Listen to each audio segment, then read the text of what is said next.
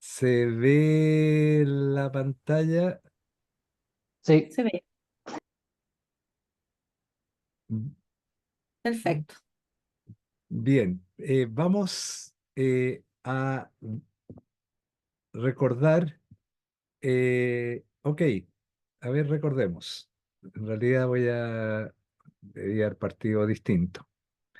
Eh, ¿Cuáles fueron las tres ideas centrales de lo que vimos ayer? ¿Se recuerdan que ayer tuvimos clases, no? Ok, bien, cada uno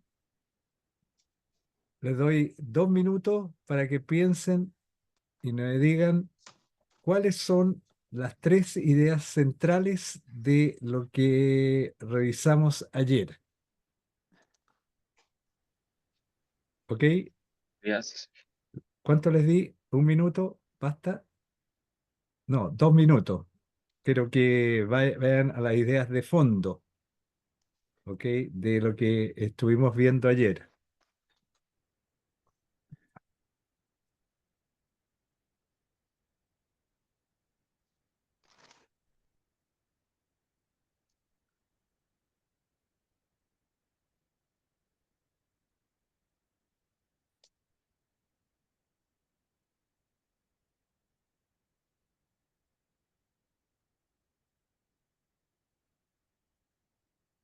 Pueden revisar los apuntes, lo que sea, las- los PowerPoint, etcétera. Pero quiero que discriminen cuáles son las tres principales ideas de lo que vimos ayer.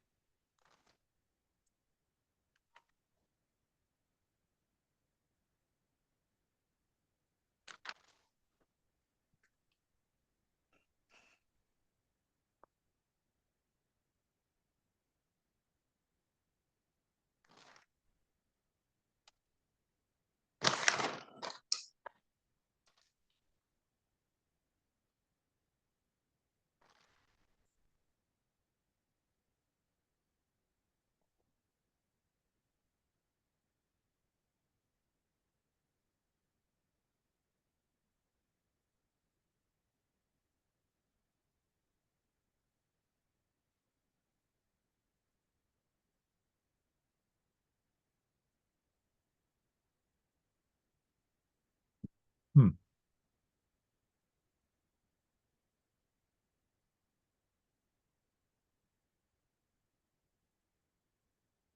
Los que se están incorporando recién, prendan la pantalla y les di 2 minutos para que me digan, piensen cada uno por su lado, cuáles son las tres ideas centrales de lo que vimos ayer. Ayer tuvimos un largo día. Veamos qué es lo que ustedes creen que es lo central de lo que vimos.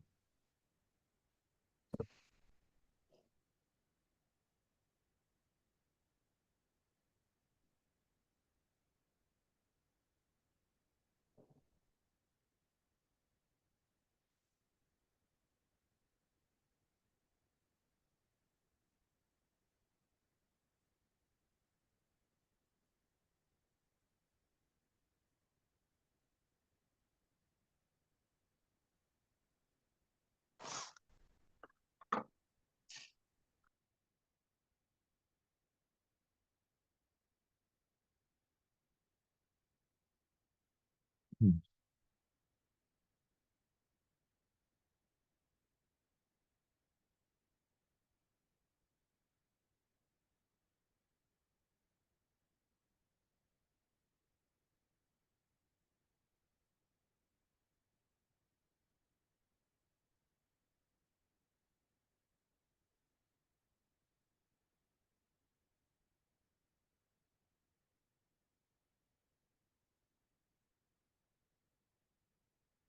Ok, ¿estamos?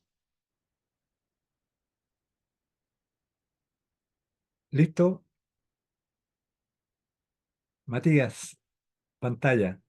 Vladimir, pantalla. Rodrigo, pantalla. Leonardo, Machuca, pantalla.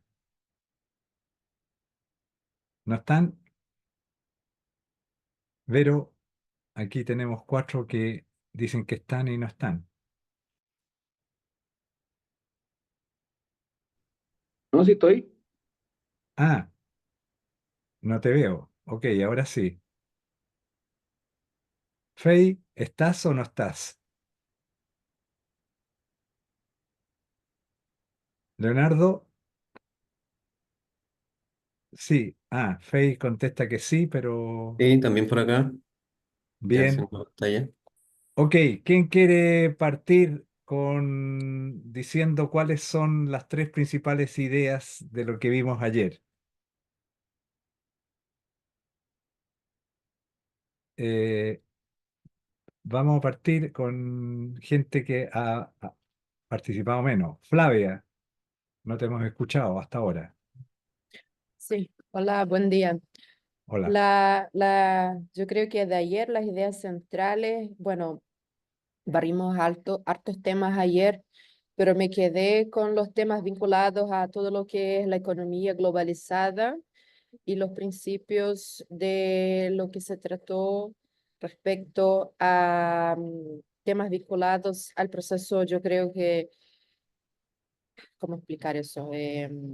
Del globalismo y algunas del proceso económico, distintas etapas del desarrollo económico a nivel global, del mercantilismo, y fuimos abundando en otros temas también hasta llegar a algunas teorías económicas. Eh, Demasiado genérico lo que dices. Quiero más cosas concretas. O sea, no basta con decir globalización. ¿Qué dijimos de globalización? Que era lo central. ¿Ok? Y de desarrollo, todavía no he hablado mucho de desarrollo. ¿Ok? Vamos a hablar de desarrollo, pero casi creo no haber mencionado la palabra desarrollo. Y modelos económicos hay cientos. ¿Y para qué eran los modelos de desarrollo económico? No, o sea, abordaban preguntas importantes, eso sí, pero eso es lo que quiero que me digan. Veamos a Alexander. No, antes Oliver. ¿Tú levantaste la mano, Oliver? Ya, Primero. sí, sí, Patricio.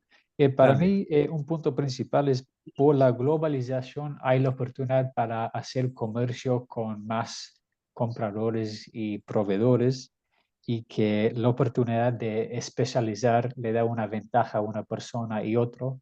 Y en el mundo de comercio es mejor que todos se hagan comercio entre ellos, que da no solo un beneficio tanto con el comprador y el proveedor, pero aumenta la calidad de la vida de la gente a niveles generales en las sociedades. Espera, Oliver, separemos las ideas. O sea, no me pongas todo junto. O sea, por un Allá. lado, globalización. Por otro lado, comercio. Sí. Y otro lado, que la tecnología es clave para la productividad. ¿Qué cosa? La tecnología. Ok, bien, bien. Alexander, Sí, buenos días. ¿Qué tal, Patricio? Bueno, hola. básicamente me quedo con lo de ayer sobre el comercio internacional, bueno, que en general beneficia a todos, ¿no? Esa es la idea principal no, y lo que es Espérate, la globalización, ¿no? Que nos da no, una mayor competencia en los mercados. espérate. Cuando dice comercio internacional beneficia a todos. Cuando dices todos, ¿a qué te refieres? No, en general, cuando haces importación, exportación entre los países, Ok, cuando dices todos, comercio internacional beneficia a todos los países. ¿Ok? correcto. Distinto de toda la gente, todas las personas. ¿Ok? Eso, por eso te hacía la pregunta. Está bien. Así. Ok, dale, sigue. Eso, vamos agregando cosas sobre lo que se ha dicho, no repitiendo lo que ya se dijo. ¿Algo más, Sí, Alexander? no, básicamente con eso. Lo otro es también, comparto lo de Oliver, sobre el tema de la globalización, ¿no? Ya. Pero ahí seamos más explícitos. Estuvimos hablando de globalización 2 horas, ¿ok? Entonces, ¿qué de globalización? Cierto que hablamos de globalización, pero ¿qué cosa de globalización? Bueno, básicamente los beneficios, ¿no? Que se obtiene una mejor competencia entre los mercados.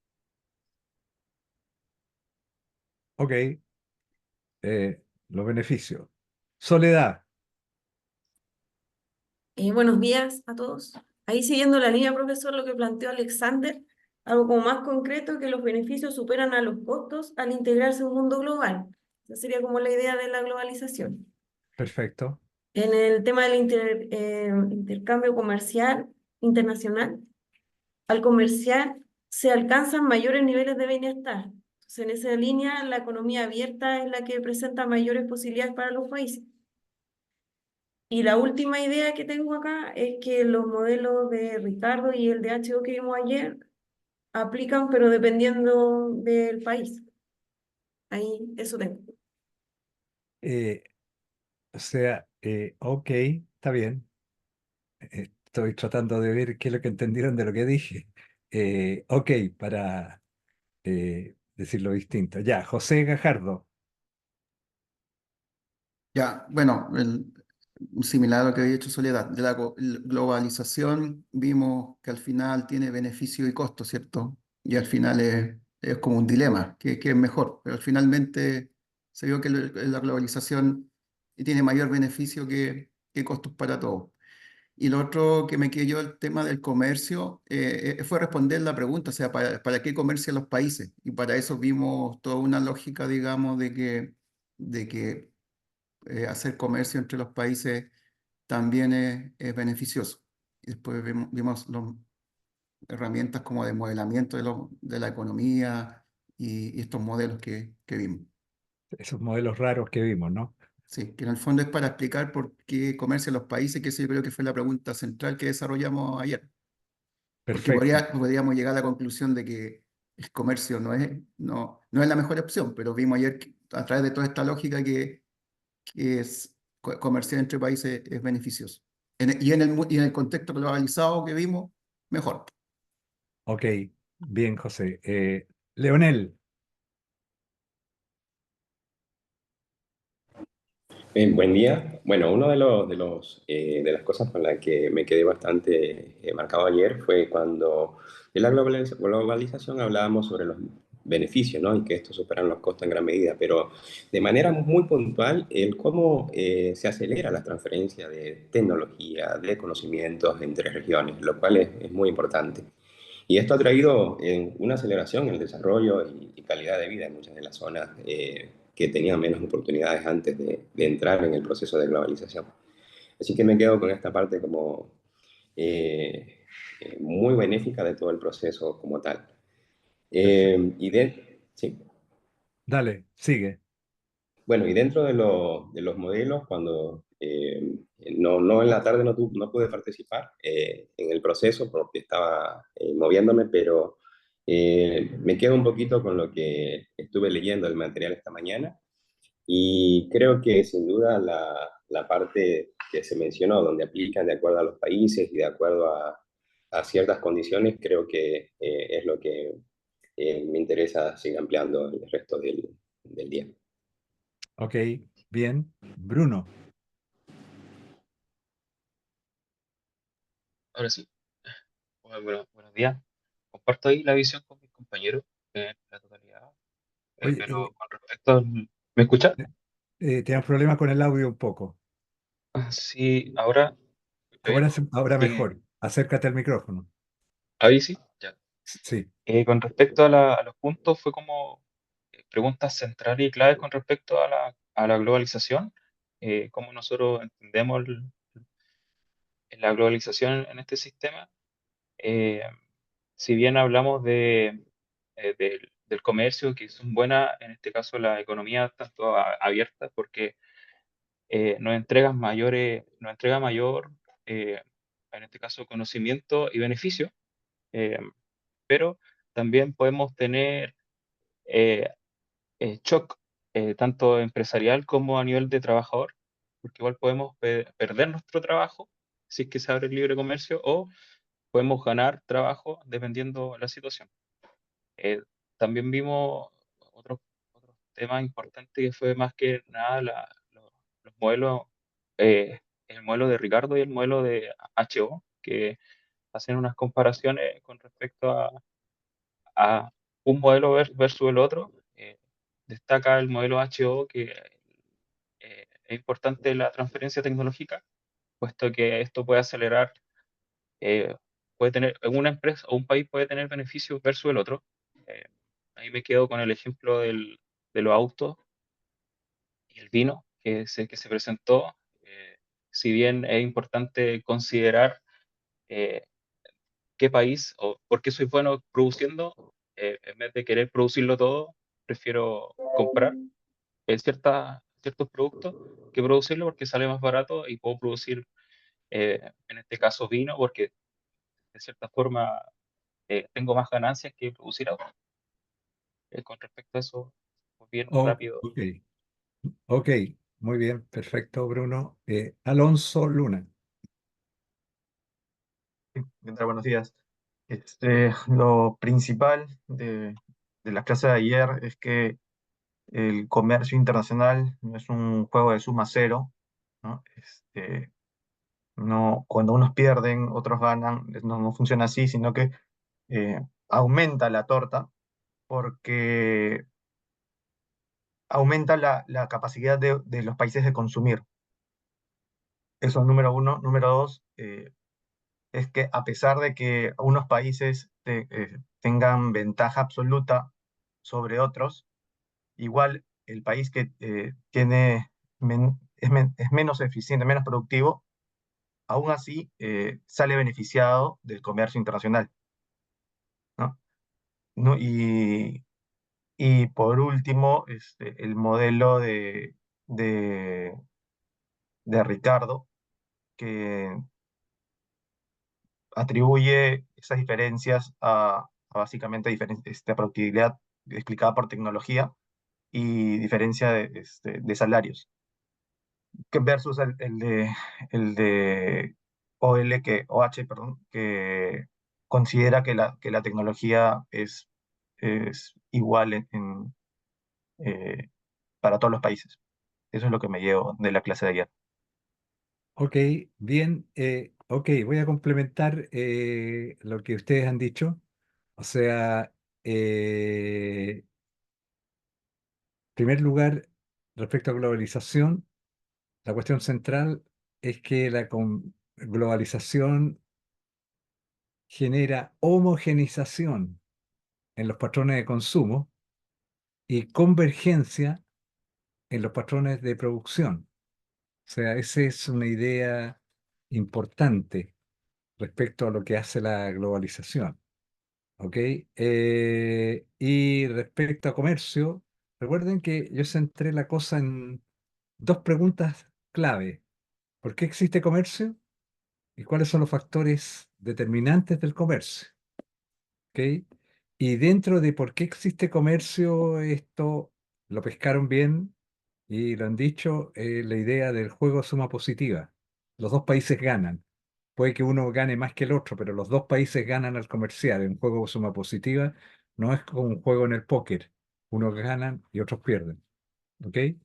Y la segunda factor importante sobre el comercio tiene que ver cuáles son los factores determinantes del proyecto, del comercio. Y aquí está el concepto central de comercio internacional, que todos los que hablaron, ninguno lo mencionó. Ventajas comparativas. Ventajas comparativas. ¿Ok? Es lo que ustedes oyen cada vez que hablan los economistas, hablan de la ventaja comparativa del país, concepto de ventajas comparativas, y en relación a eso, o sea, la diferencia entre ventaja comparativa y ventaja absoluta, pero en relación a eso, de las ventajas comparativas, es que planteamos dos modelos. Y ahí están los dos modelos, el de Ricardo y el de HO, y las diferencias que hay entre los dos modelos, y con estos dos modelos podemos explicar bastante, incluso hoy día, de que lo que está, no todo, o sea, hay problemas que estos modelos no explican, ¿ok? Y el ejemplo que les di, particularmente con las películas de Hollywood, sobre la importancia de los canales de distribución, ¿ok? En que esto incide, recuerden el ejemplo que les di sobre la crítica tradicionalmente al sector en el cual ustedes están, minería, cobre, ¿ok? ¿Por qué exportamos cátodos de cobre? ¿Por qué no exportamos alambrón? ¿Por qué no exportamos tuberías de cobre? ¿Ok? ¿Y por qué después tenemos que importarlas en vez de, ya que tenemos el cobre acá?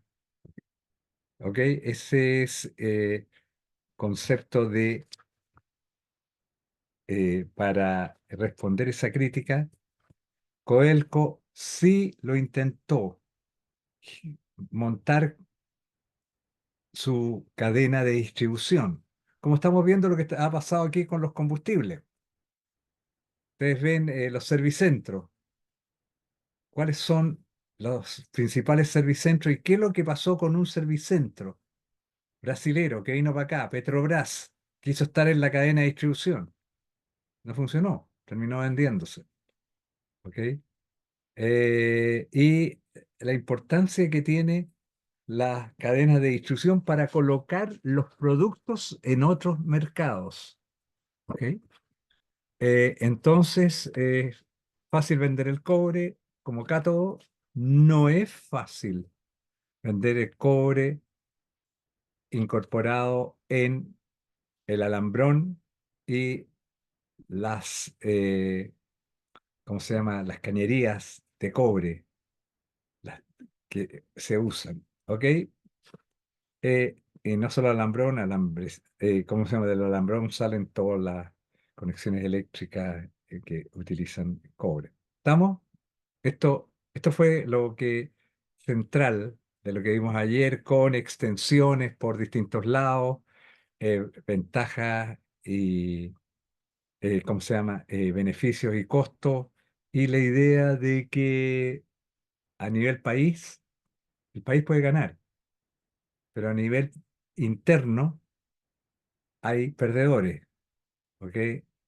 Entonces, el ejemplo ese que hicimos del bingo, ¿ok? De los $1.000 y de los $20.000, la incertidumbre que genera y cómo uno no sabe qué me va a pasar si se abre la economía.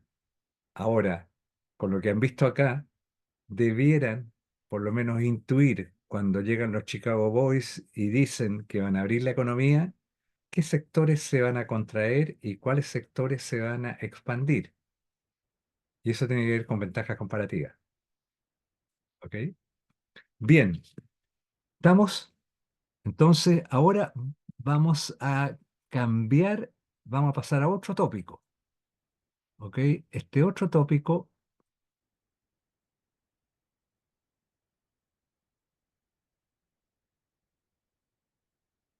este otro tópico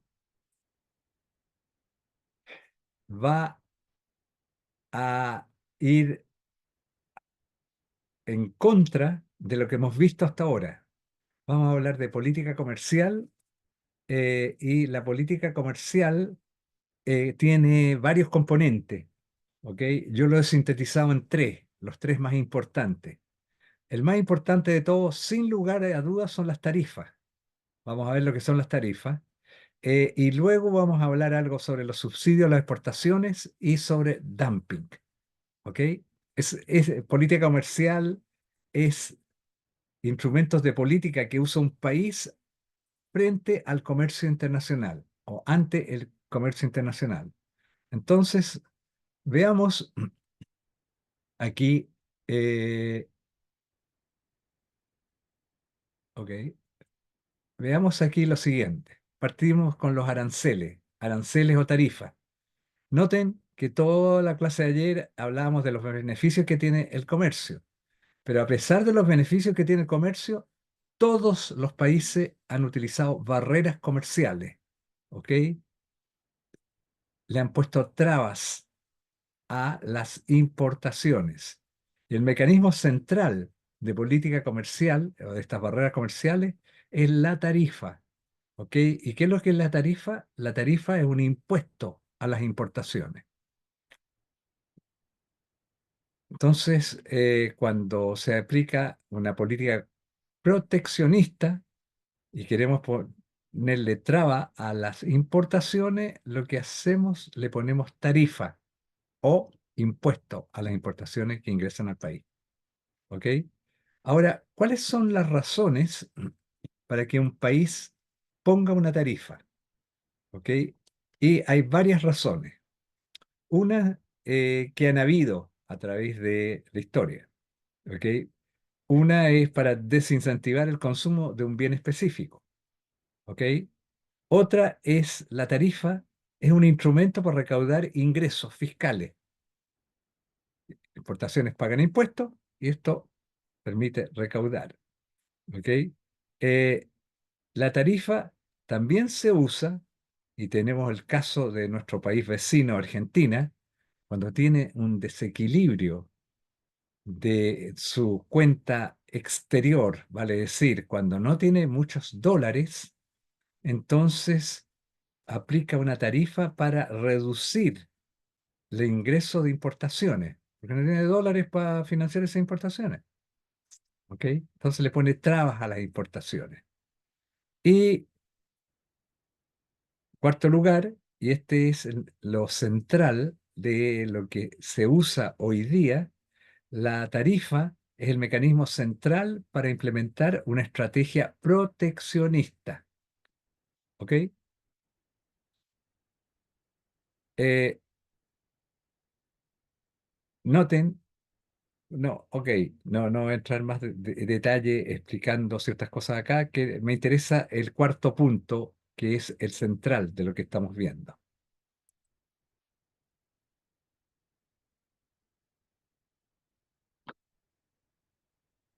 Aquí sí voy a introducir la palabra estrategia de desarrollo.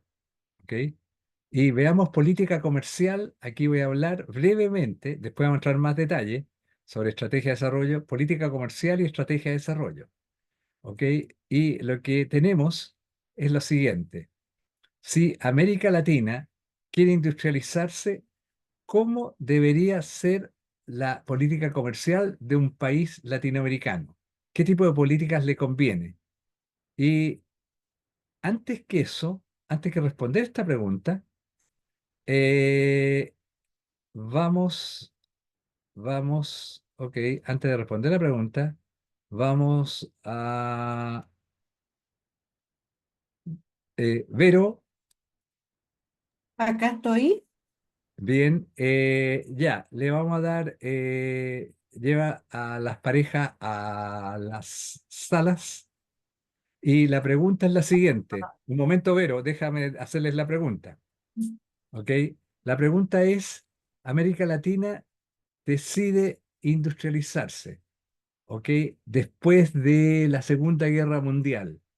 Entonces la pregunta es, ¿por qué? ¿Cuál es la razón de que América Latina quiere industrializarse? ¿Por qué quiere tener industria? ¿Ok? ¿Por qué es tan importante para América Latina, después de la Segunda Guerra Mundial, promover la industria local? ¿Cuál es la razón? ¿Ok? Tienen 2 minutos para explicarme esto.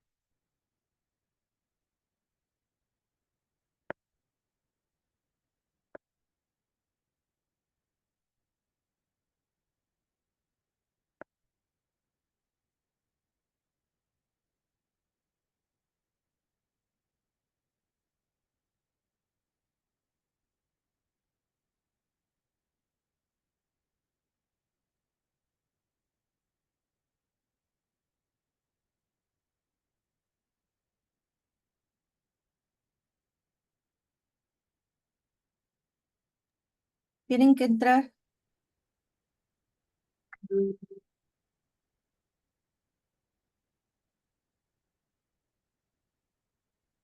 Bruno, ¿qué pasa? Alexander, Entonces, Alexander, entra.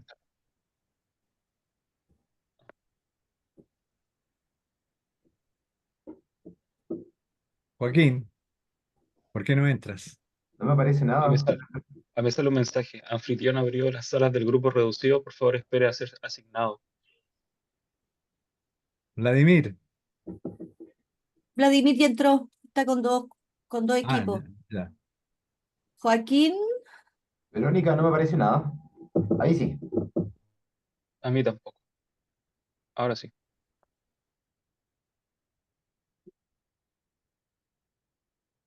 Alexander, entra. Alexander, ¿qué pasó?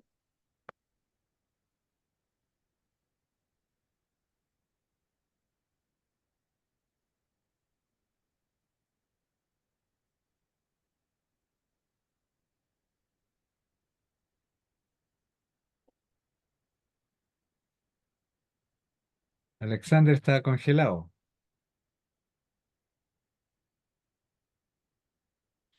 Ya, ahí entró y Vladimir parece que tiene doble. Sí,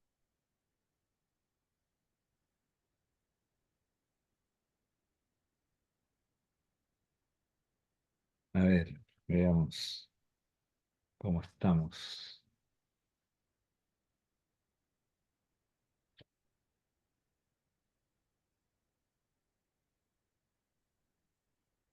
¿Cuántos?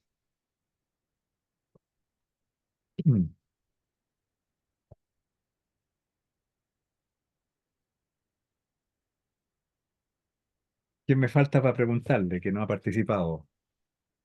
Pero, estoy ¿qué mirando, cree? estoy mirando. Bruno. Bruno, no, Bruno. ya, va a ser el primero que le vamos a preguntar. ¿Quién más? ¿Ha hablado poco o qué? Rodrigo. Hay varios Rodrigos, ¿o no? No, Rodrigo Castillo. Ok. Y de las niñas ahí, no son tan niñas, pero Bueno, Fey, Fey, no sé si preguntarle o no, ya, porque por el tema del inglés. ¿Que hablen sí, inglés? le digo que ella habla inglés, no habla español. Sí, habla poco Que, español. ah, entonces le digo que participe en inglés, pero a veces a los chinos no se le entiende mucho. eh, Jordan Ellis puede ser también.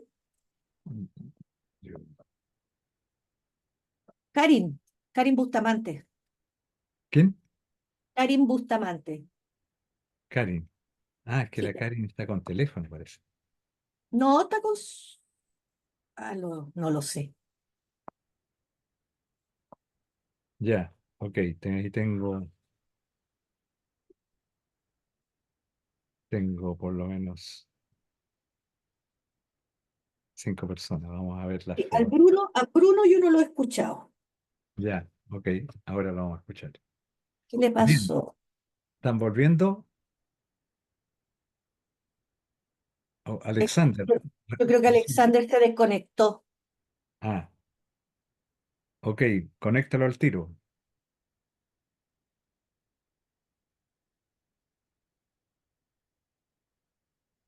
Alexander, entra.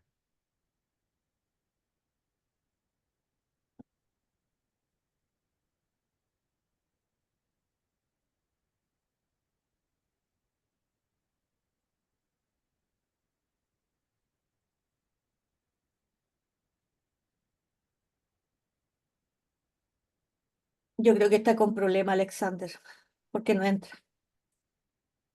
Ahí Ah, entró. ahí entró. Pucha, ya le queda nada de tiempo. No importa.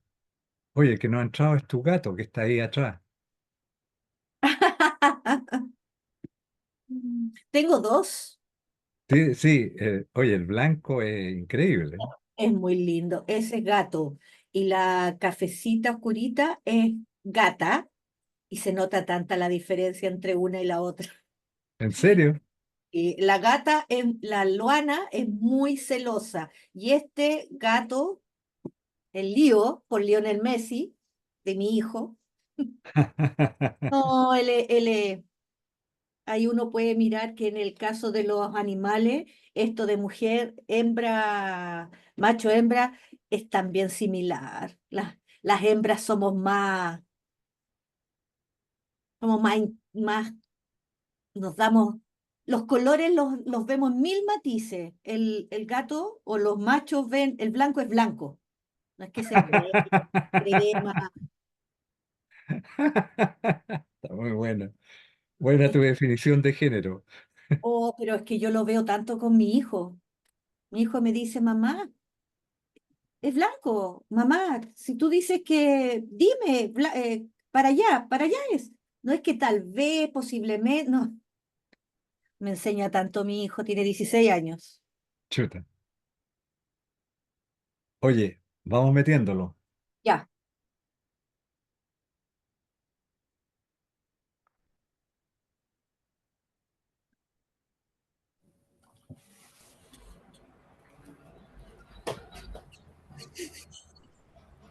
Estamos, a ver, vamos a aprovechar los que tenían apagada la pantalla. Bruno, Profesor. dale. ¿Tienes clara la pregunta?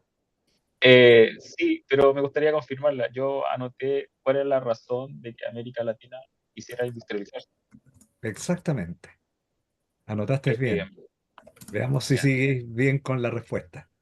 Bueno, por lo que compartimos, discutimos poco tiempo en mi grupo, creo que después de la Segunda Guerra Mundial, creo que los países latinoamericanos se vieron un poco vulnerables, y esto quisieron buscar alternativas, en este caso internas a lo mejor, para tener un mejor crecimiento demográfico y urbanización.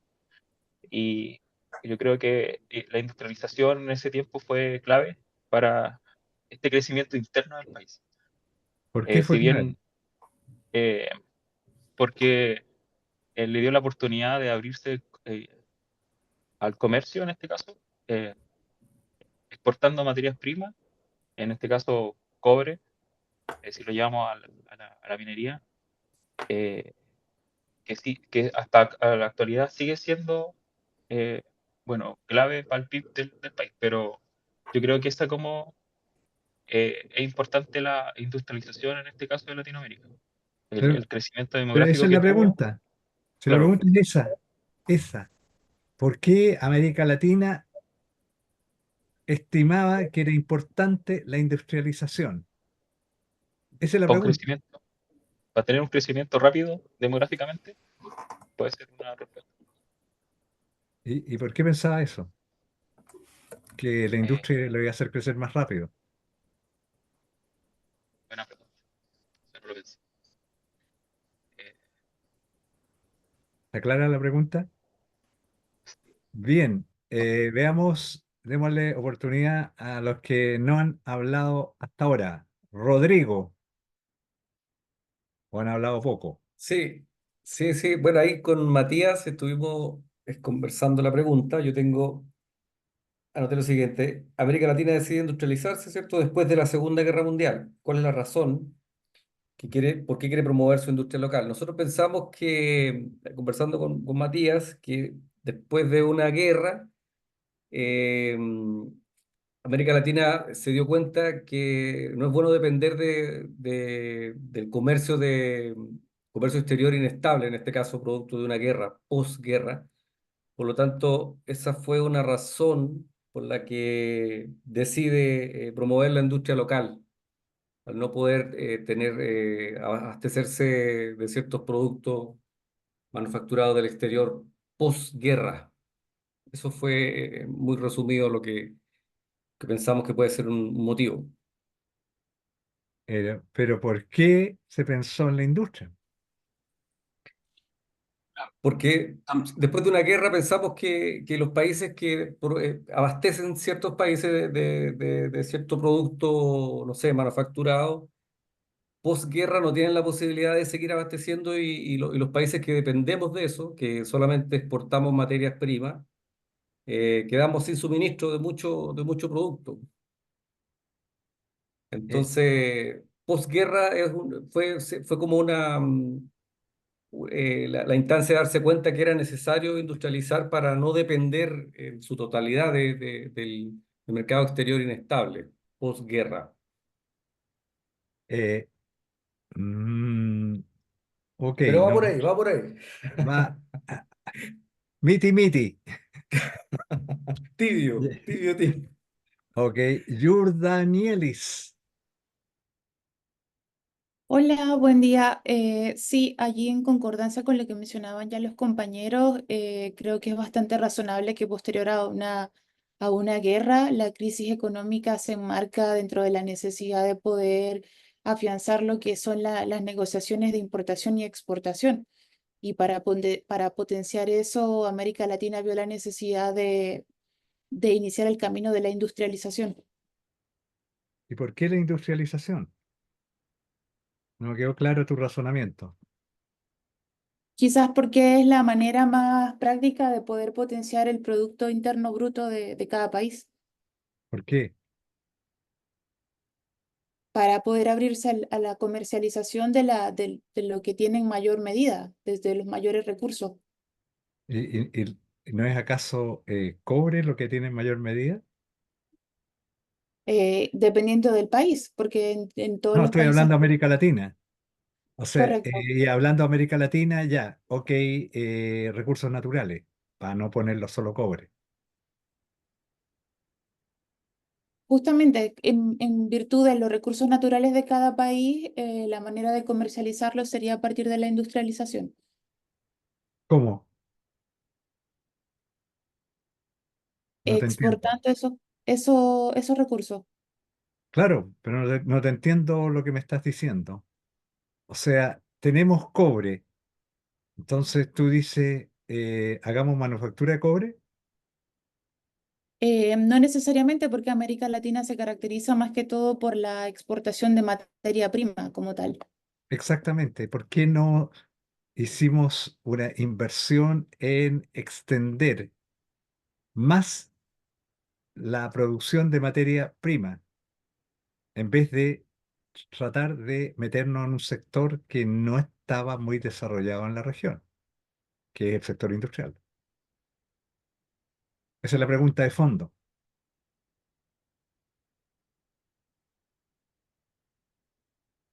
¿Por qué la industria?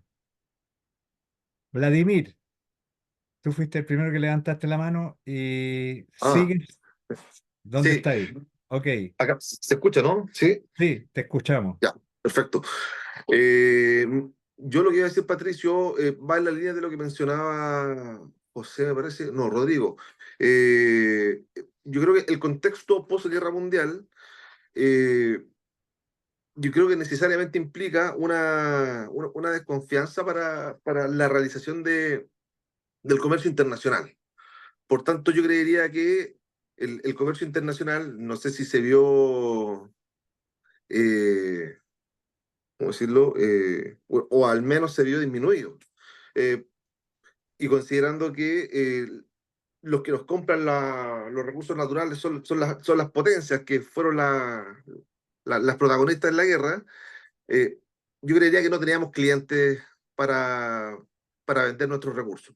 Por tanto, dado que los teníamos disponibles y necesitábamos eh, no sé, dinamizar la economía o generar recursos, puestos laborales, la industrialización se vio como el canal para poder realizarlo.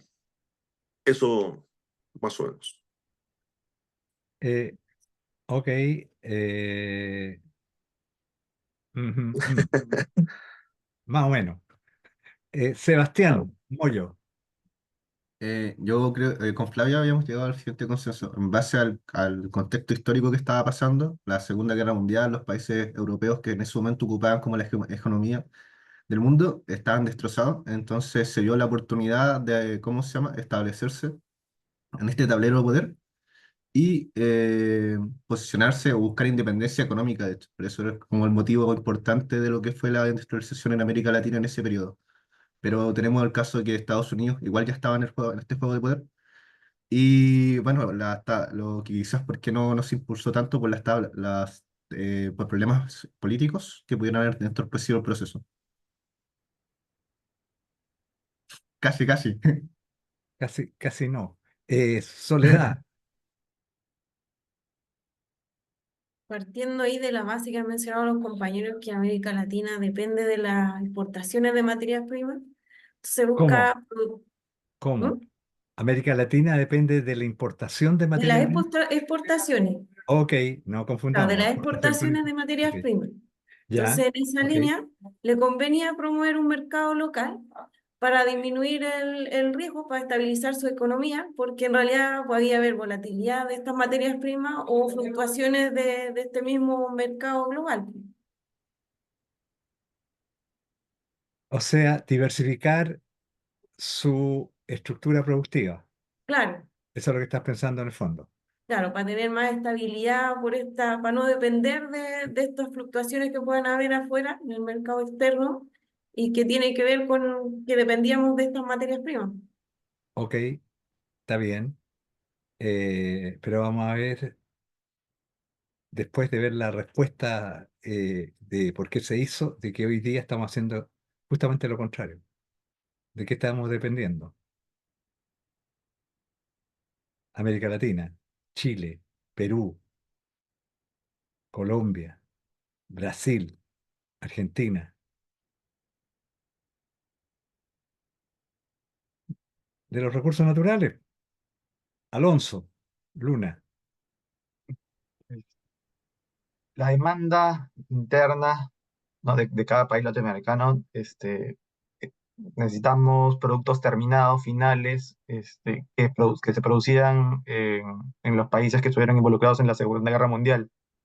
Entonces, posterior a la Segunda Guerra Mundial se dio la oportunidad de desarrollar, ¿no? La industria para no depender de los productos terminados del primer mundo, ¿no? Si América Latina ya contaba con la materia prima, era ¿por qué no desarrollamos nuestra industria y así ser autosuficientes? Entonces, por ahí, ¿no? Tener mayor soberanía sobre nuestros recursos y no depender de, de mercados externos. Entonces se vio este desarrollo interno, ¿no? Que fue impulsado por, por el Estado, ¿no? En línea con pensamiento keynesiano, ¿no? Donde el Estado debía promover el desarrollo bueno, promover el gobierno como un actor central en la economía. Entonces, a pesar de que antes el privado no había desarrollado eso por temas económicos, el Estado debía entrar a, a promover y a financiar, y por eso se crean muchas empresas estatales en este periodo posguerra que tratan ¿no? de industrializar cada país. Bien, quiero clarificar algo de lo que dijiste, de que el enfoque keynesiano no tiene que ver con desarrollo. O sea, Keynes inventó la macro. Entonces, y la inventa la macro después de la crisis del 29, en que el mercado, el sector privado por sí solo, no son capaces de sacar al país, a los países de la crisis. Entonces inventa la macro para que el Estado entre a resolver el problema de depresión completa en la cual estaban paralizados y estancados los países. ¿Ok? Entonces, el Estado no es que entre al desarrollo, sino entra a la macro, que es algo distinto, macroeconomía, de cómo sacar al país del agujero en el cual está y que no podía salir por dejar que actuara solo el mercado y el sector privado. ¿Ok? Sí, de acuerdo, Pero es la CEPAL con Keynes, creo, ¿no? no, la CEPAL no es con Keynes. No, no, o La sea, me CEP- refiero a que son los dos pensamientos, ¿no? El ya, CEPAL ok, diciendo, después vamos a ver lo de la CEPAL, o sea, separado respecto a desarrollo. ajá, Pero, ok, era solo para clarificarte eso, pero está bien lo que estabas planteando, salvo en esa parte, pero voy a dar una respuesta mucho más simple. Matías Navarro, Ya, se escucha, ¿cierto? Hola a sí, todos. Yo creo que dos aspectos. Uno, que finalmente en una guerra se genera la conciencia eh, de que hay una vulnerabilidad con el mercado internacional de importación como exportación. Algunas, no sé, pues sensación de escasez, producto de no poder importar quizá productos que antes se importaban y se abastecían y se dependía de otros países, también exportaba. Y posguerra, probablemente los países querían reconstruirse, y eso también generó una demanda mayor de materias primas. Probablemente en Chile se generó quizá algún boom de metales, y eso también genera incentivos para poder vender más y generar más economías de escala. eh, Déjalo hasta ahí, y por, Matías. Iba a ir re bien hasta antes de hablar del boom de metales. Déjalo hasta ahí. No se cae con boom de metales porque no hubo un boom de metales después de la guerra. ¿Ok? ya.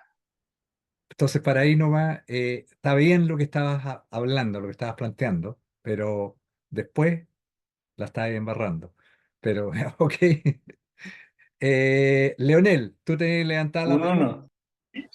Sí, sí, estuve levantando la mano. Muchas de las cosas que quería señalar, los compañeros estuvieron señalándolas porque, en mi opinión, creo que el modelo que América Latina mantenía de manera principal era el modelo de exportación de materias primas, que se había afectado por las fluctuaciones que tuvo después de la Segunda Guerra Mundial. Ya esas naciones que quedaron destrozadas, muchas de ellas, o devastadas por el impacto de la guerra, afectó el comercio que teníamos de materias primas. Y se dio la oportunidad de que, desarrollando la industria nacional de los países, se podían exportar los productos que esas industrias en esos países habían perdido por haber quedado muchas de ellas destruidas. Entonces, diversificar la economía con desarrollo industrial para poder abastecer las necesidades que el mundo en ese entonces estaba teniendo fue parte importante del por qué pasamos o América Latina decide industrializarse. Ok, está bien, o sea, es un buen punto lo que está señalando Leonel, pero voy a ir a una cuestión más elemental, más central. O sea, lo que América Latina quiere después de la Segunda Guerra Mundial es alcanzar, o sea, salir del subdesarrollo, Claro, claro. dejar de ser un país subdesarrollado. Y estamos hablando a mitad del siglo pasado, o sea, siglo XX. Entonces, si quieres ser un país desarrollado, ¿qué es lo que observa América Latina? ¿Cómo son los países desarrollados a mitad del siglo pasado, después de la Segunda Guerra Mundial? Son todos países industrializados. Claro. Entonces, lo que América Latina percibe que desarrollo, llegar a ser desarrollado, implica ser un país industrializado, tener industria, que la industria es el motor o el mecanismo para llegar a desarrollarse. ¿Ok? Entonces, eso es, en primera instancia, lo que guía la estrategia de decir, ok, esta vez no vamos a depender de algo tan volátil como lo fueron las materias primas en el periodo pre-Segunda Guerra Mundial y lo que se ve efectivamente con la gran depresión que hubo en el 29. El precio de las materias primas colapsaron, ¿ok? Llegaron a ser un cuarto del valor, un quinto del valor, y además de que no había interés por materias primas en los países desarrollados en ese momento con el colapso que tenían. Entonces, América Latina no quiere estar dependiendo, como algunos de ustedes dijeron, de esta estrategia de desarrollo basada en las materias primas, ¿ok? Porque se dio cuenta de que por algún motivo no llegó a ser un país desarrollado. Y si queríamos ser país desarrollado, había que cambiar la estrategia, la óptica.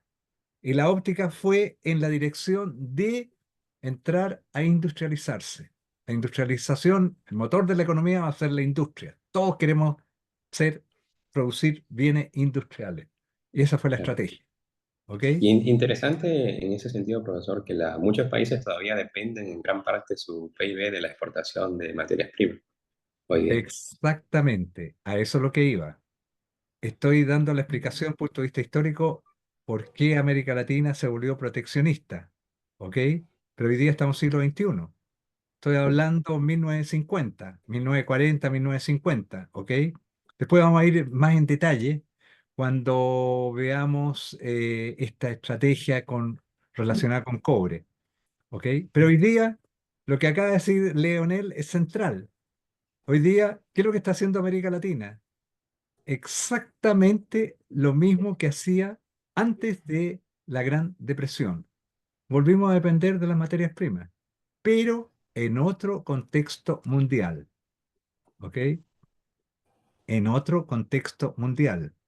Y algo que vamos a ver, lo que no nos servía en 1950, hoy día funciona el mundo al revés. Hoy día pareciera servirnos y harto, ¿ok? O sea, pero aquí yo voy a seguir la secuencia histórica, nos vamos a centrar en 50 y ver qué es lo que hizo América Latina, ¿ok? Cómo implementó su estrategia proteccionista para producir eh, productos, bienes industriales. ¿Estamos? Entonces voy de vuelta a lo que estábamos hablando, el tópico que estamos revisando. ¿Ok? Compartir. Ahí. Entonces, América Latina quiere industrializarse. ¿Ok? Quiere la industria para llegar a ser un país desarrollado. Entonces, ¿cómo debe ser la política comercial de un país latinoamericano si quiere industrializarse? ¿Qué tipo de política le conviene? Proteccionista, aumentar las tarifas, ¿ok? Ponerle traba a los productos industriales para que los productos industriales se produzcan localmente, ¿ok? Y la pregunta aquí que vamos a revisar ahora, ¿quién gana y quién pierde si se aumentan las tarifas a las importaciones, en este caso industriales, o si se bajan las tarifas a los productos industriales? ¿Qué pasa a nivel nacional con el bienestar eh, social? ¿Ok? Esa es la temática que vamos a ver ahora. ¿Qué le pasa a un país proteccionista? ¿Ok? Cuando decide de que, ok, yo quiero que se produzcan los bienes industriales acá, localmente. Y la pregunta ahí es, ¿quién gana y quién pierde con eso? ¿Qué pasa con el bienestar social? ¿Estamos? Entonces, eh, reiterando, el mecanismo central de política comercial para estimular la industria es la tarifa. Y el objetivo de la tarifa a las importaciones es proteger a los productores nacionales de la competencia externa.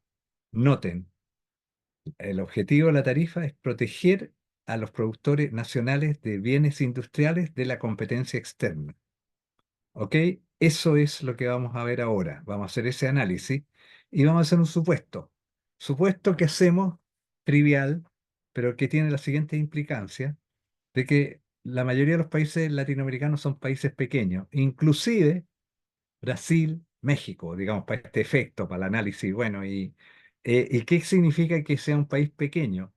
Que no afecta a precio internacional. Cada vez que use el asterisco es internacional, mundial. ¿Ok? No afecta a los precios mundiales. Lo que haga el país adentro de su economía no afecta al precio que prevalece en la economía mundial.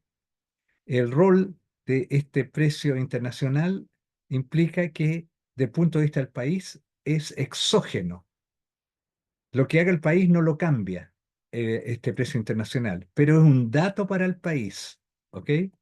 Y este es el supuesto de lo que pasa para el país pequeño. Entonces veamos el análisis ahora de esto en que aquí tenemos el efecto. Veamos, cuando no hay tarifa, quiero revisar conceptos básicos de microeconomía. ¿Ok? Ustedes tuvieron el curso de micro, introductorio, acá. Entonces, si no lo tuvieron, traten de actualizarse y verlo, en vez de dormir esta noche, verlo rápidamente esta noche, Aquí tenemos oferta, pendiente positiva, demanda, perdón, primero el gráfico Q, cantidad, P, precio. ¿Ok? Oferta, oferta S, supply, ¿ok? Demanda, y este es el precio internacional, ¿ok? El precio internacional, ahí. Y la pregunta básica, micro, ¿cuál es el equilibrio del mercado? Y aquí hay 3 puntos. A, B, C. ¿Ok? Métanse en la cabeza los 3 puntos. A, B, C. ¿Ok? Y la pregunta que está puesta ahí en el gráfico es, ¿cuál es el equilibrio del mercado? Punto A, punto B, punto C. Piensen, piensen lo que saben de micro y les doy 1 minuto para que me digan cuál es el equilibrio del mercado y por qué.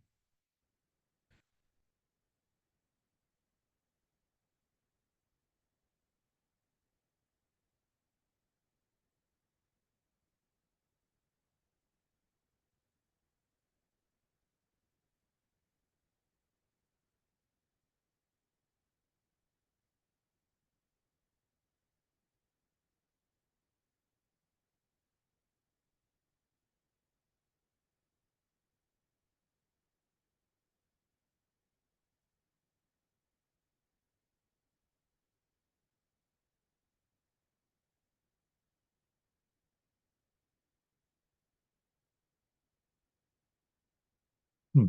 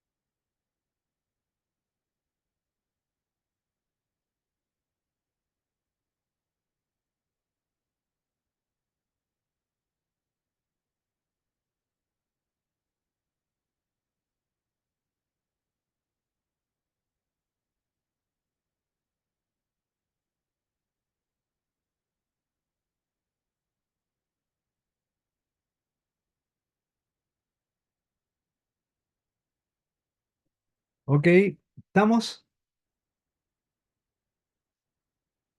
Bien. Veamos, aquí voy a jugar el juego democrático. ¿Cuántos creen de que el punto de equilibrio es el punto A? Levanten la mano. Uno, uno, solo uno, dos, solo dos, A, dos. ¿Cuántos creen que el punto de equilibrio es el punto B? Levanten la mano. Uno, solo uno, B, solo uno. ¿Cuántos creen que el punto de equilibrio es el punto C? 1, 2, 3, 4, 5, 6, 7, 8, 9, 10, 11, 12, 13, 14, 15, 16, 17, 17, 18. 18 punto C. Ok, primero vamos a ir con los que ya, ok, como dicen que es 18, entonces escojamos ya. Aquí me aparece Quetzal. Tú votaste por el punto C, ¿ok? ¿Por qué votaste por el punto C? No, no sabía explicar respecto el gráfico, pero lo que recuerdo es que acá hay un mayor área bajo la curva entre las dos intersecciones y no existen excedentes. Si lo comparamos con el punto A y B, no hay excedentes que el mercado no incorpore o no ocupe para su beneficio. Es como cuando intercede el gobierno, el Estado en los precios. Esto es mercado, aquí no hay estado. Correcto, sí, por eso el C, porque como una interferencia. Por eso. ¿Quién más votó C? Solange. Acá, sí.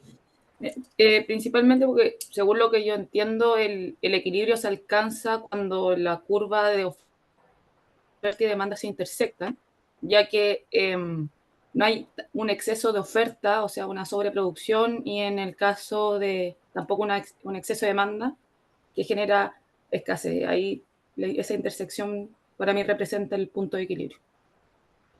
Ok. ¿Alguien más quiere justificar? Joaquín Jiménez. Y pensando desde el punto B, pensando en el precio y la demanda, pero luego, claro, a ese mismo precio hay menos oferta. Por lo tanto, al ir subiendo la oferta, tendría que ir subiendo, perdón, sí, a menor oferta, tendría que ir subiendo el precio hasta llegar al punto de equilibrio y ahí llegué al punto C. Al punto C. Sí. Profesor, Roderick. bueno, básicamente cuando uno mira la intersección entre la oferta y la demanda es que lo que se está dispuesto a producir está en línea con lo que el mercado está dispuesto a comprar en términos de cantidad y precio. Y ese punto se genera en esa intersección que es el punto C. Ok.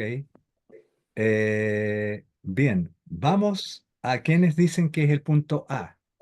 Y aquí tengo solo dos personas.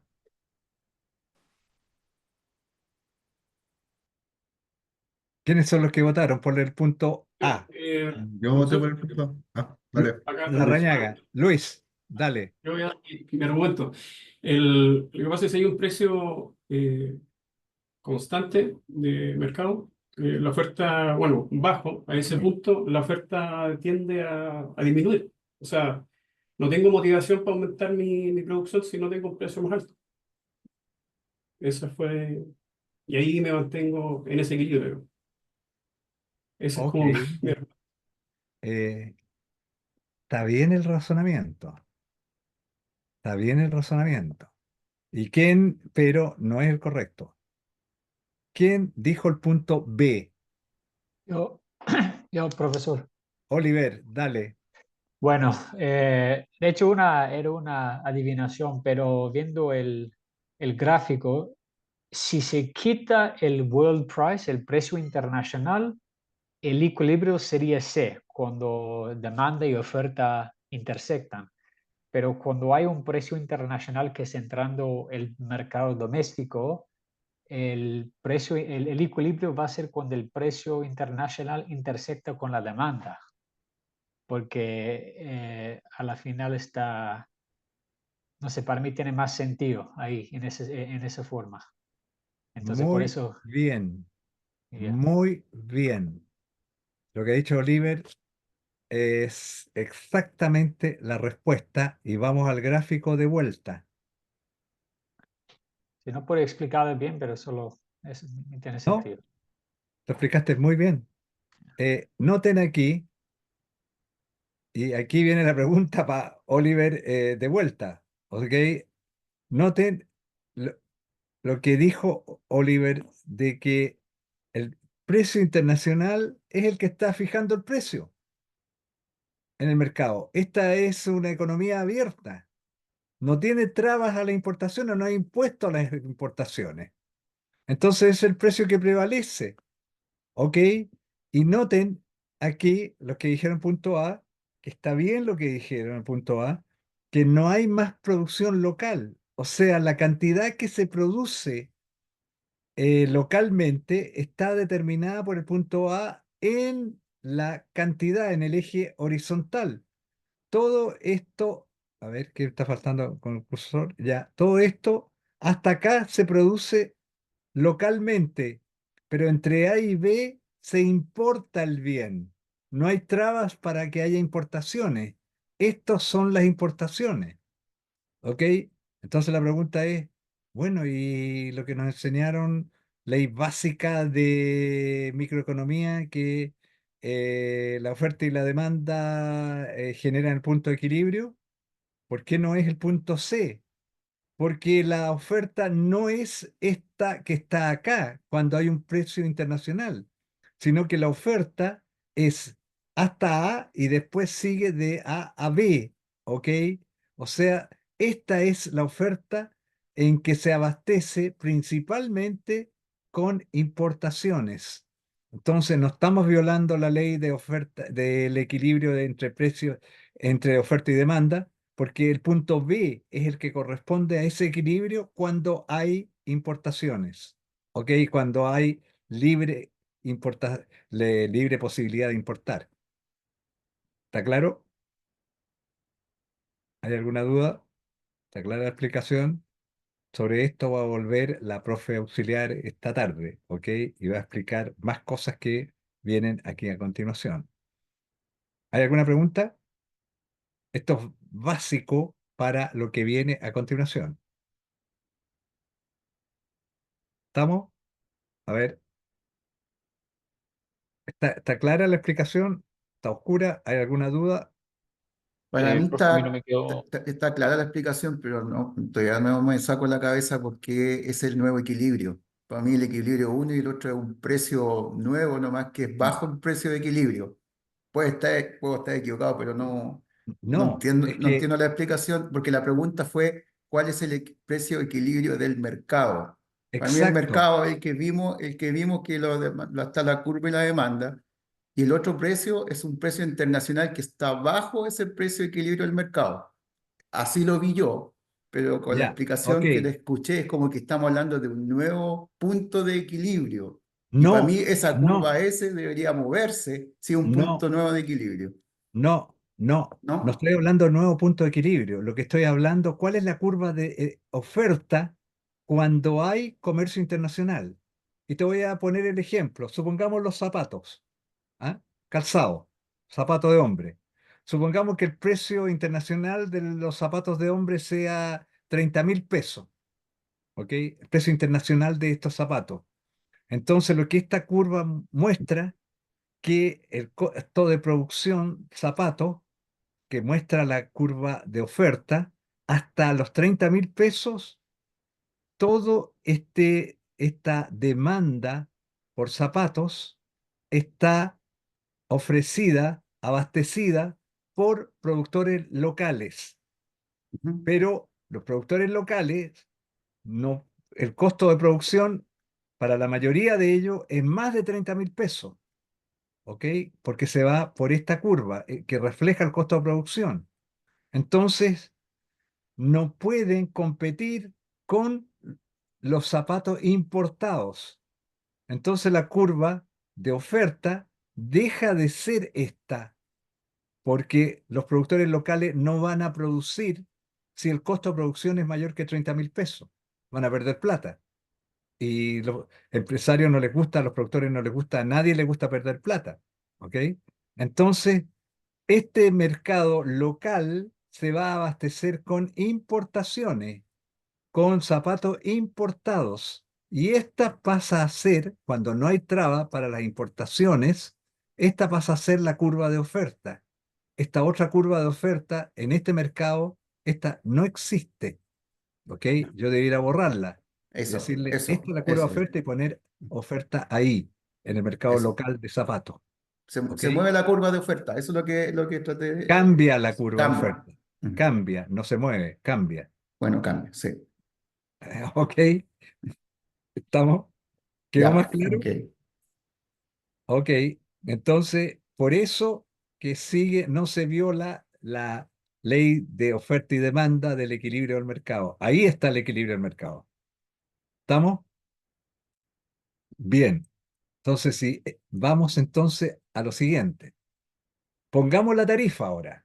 Veamos qué significa poner la tarifa. Antes, sin tarifa, prevalecía el precio P estrella, ¿ok? Que es lo que estoy moviendo aquí en el cursor.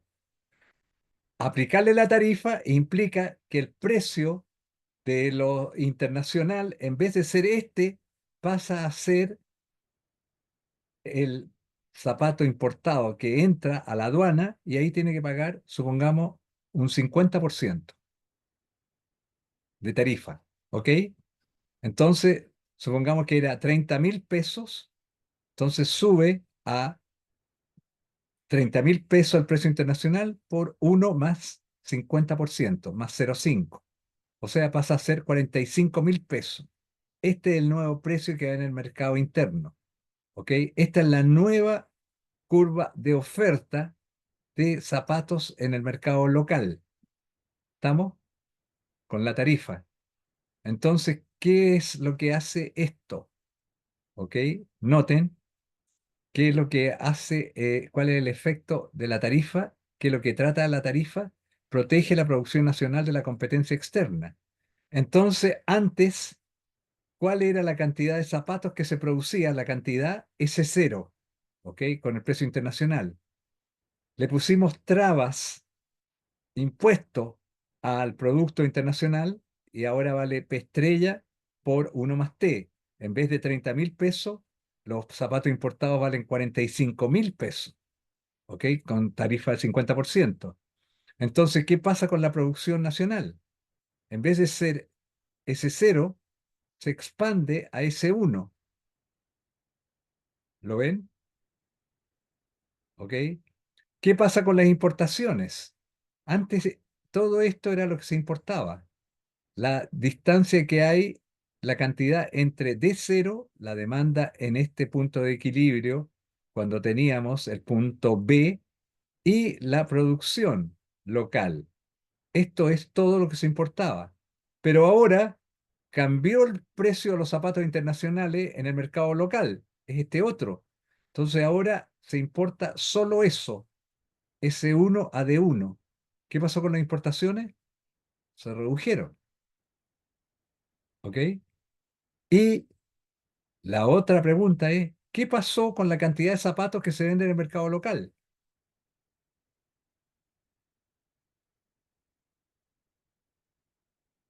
El precio de los zapatos subió de 30.000 pesos a 45.000 pesos. ¿Qué es lo que nos dice la teoría micro? Si suben los precios, ¿qué pasa con la demanda? Menos. Cae. Entonces, ¿de dónde cae? Cae de 0 a de 1. Todo esto es lo que se reduce la demanda, la cantidad demandada. ¿Estamos? ¿Ok? Entonces,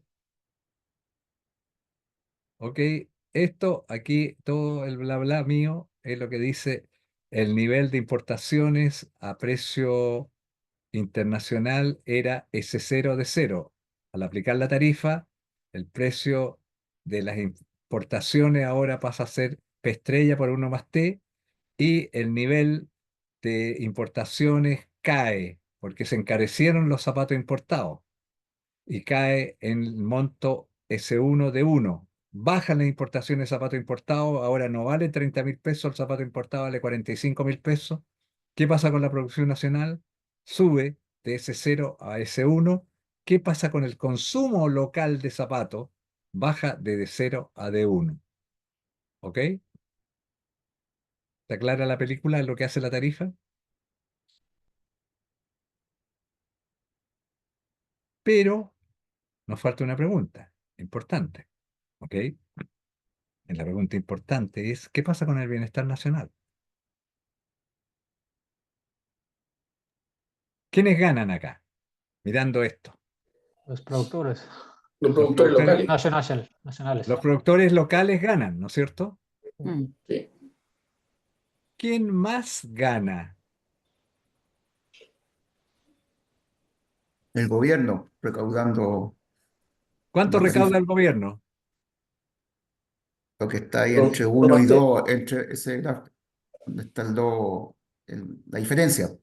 Ya, pues, ahí les puse número para que no tuvieran que multiplicar. ¿Qué Estos área son le los gana al gobierno? cuatro. ¿Cuánto? El 4. El Sería la 1. diferencia entre el Gobierno precio gana internacional y el arancel. ¿Cuánto gana el gobierno?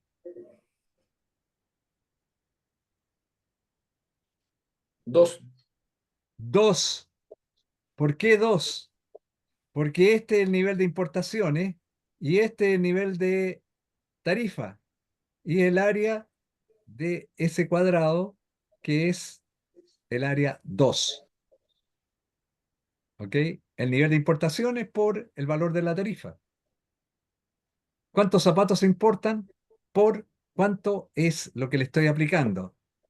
50% a la cantidad de zapatos. Denme la cantidad de zapatos que se están importando y multiplicado por 0,5 les da, o sea, por la tarifa, el 50% del nivel es lo que le da el monto que recauda el gobierno.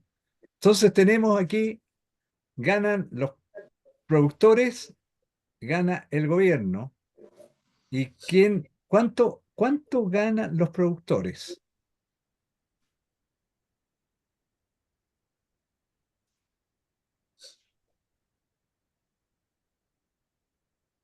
Lo Uno diría yo también. 4, el 4, cuatro. ese área que muestra el 4.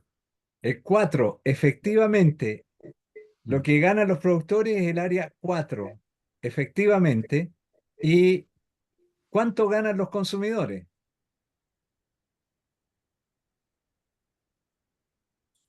Pero, profe, ¿no era que perdían? Por eso, quería ver si se daban cuenta que perdían. 3. ¿Cuánto pierden los consumidores? 3. La 3. Bien, bien, 3. Soledad. ¿Cuánto pierden los consumidores? La 3. La 3. ¿Seguro? ¿Qué es lo que le afecta a los consumidores? Todo lo que ganan los productores y el gobierno lo pierden los consumidores, conceptualmente. Ok, o sea, ¿cuánto estarían La ganando? 3, la 3 y la 1. Es que la 4 también, porque le van a subir la tarifa, entonces. Ok, Al final es todo. 4, 1, 2, 3. exacto. O sea, noten lo que están perdiendo los productores. 4 más 1 más 2 más 3. Todo este pedazo. Los consumidores, ¿cierto? Los consumidores es lo que pierden. ¿Ok? ¿Les queda claro? Entonces, veámoslo. Esto es lo que se llama análisis de bienestar. ¿Ok? Beneficio-costo. Noten, en este análisis tenemos 3 agentes. Los consumidores, pérdida de los consumidores es menos la suma de 4 más 1 más 2 más 3. Lo que ganan los productores, el área 4, la ganancia del gobierno, 2. Total de bienestar es menos la suma de 1 más 3. O sea, de manera no ambigua, poner la tarifa genera una pérdida de bienestar. ¿Se dan cuenta? Y veamos cuáles son esas áreas menos 1 y menos 3. Ah, ¿qué hice esto? Ok, vamos de vuelta. Compartir. Ok, ¿cómo voy para atrás? Espere. Ah, a ver, veamos si me puedo ir para atrás. No está.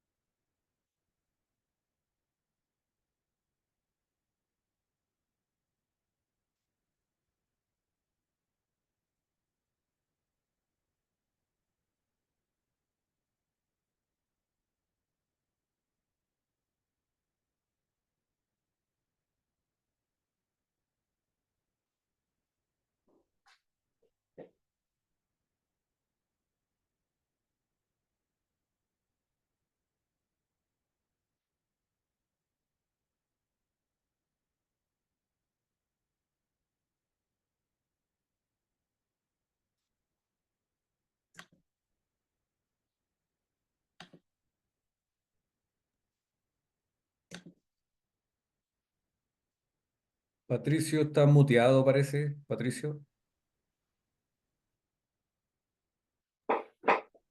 Parece que no está. Parece que se cayó el Sí profe. está, sí está, pero ahí dice Patricio. Ahí estoy. Ya, no, que me Ah, había estaba Sí, muteado. estoy, sí. Es que quiero, ya, voy a ir para acá. Ya. Entonces, ¿dónde quiero estar? Ah, quiero estar aquí. ¿Qué quiero hacer? Ah, ya. No, quiero ese. ¿Qué pasó? No sé por qué se me va ahí estamos. Compartir. Y ahí estamos. Ok. Ya. Ahí estamos, de vuelta. Ok. Quiero ir a este gráfico y mostrarles lo siguiente. ¿Cuáles son las áreas que muestran que es la pérdida de la sociedad? Esta sociedad está constituida por tres agentes. Los tres agentes son los consumidores, y estamos viendo que los consumidores están perdiendo toda esta área 1 más 2 más 3 más 4. Los productores que están ganando esta área 4 y el gobierno que está ganando esta área 2. Entonces, neteado, lo que vimos que la sociedad como un todo, ¿ok? Está perdiendo las áreas 1 y las áreas 3. ¿Qué es lo que son esas áreas 1 y 3 desde el punto de vista conceptual? O sea, este triangulito 1 corresponde a un mayor nivel de producción del país más allá de lo que indican los precios internacionales de lo que son sus ventajas comparativas para producir calzado. O sea, ineficiencia en la producción, ¿ok? Distorsión en la producción, porque el país está produciendo más allá de lo que son sus ventajas comparativas para producir calzado, zapatos, que lo que nos dicen los precios internacionales.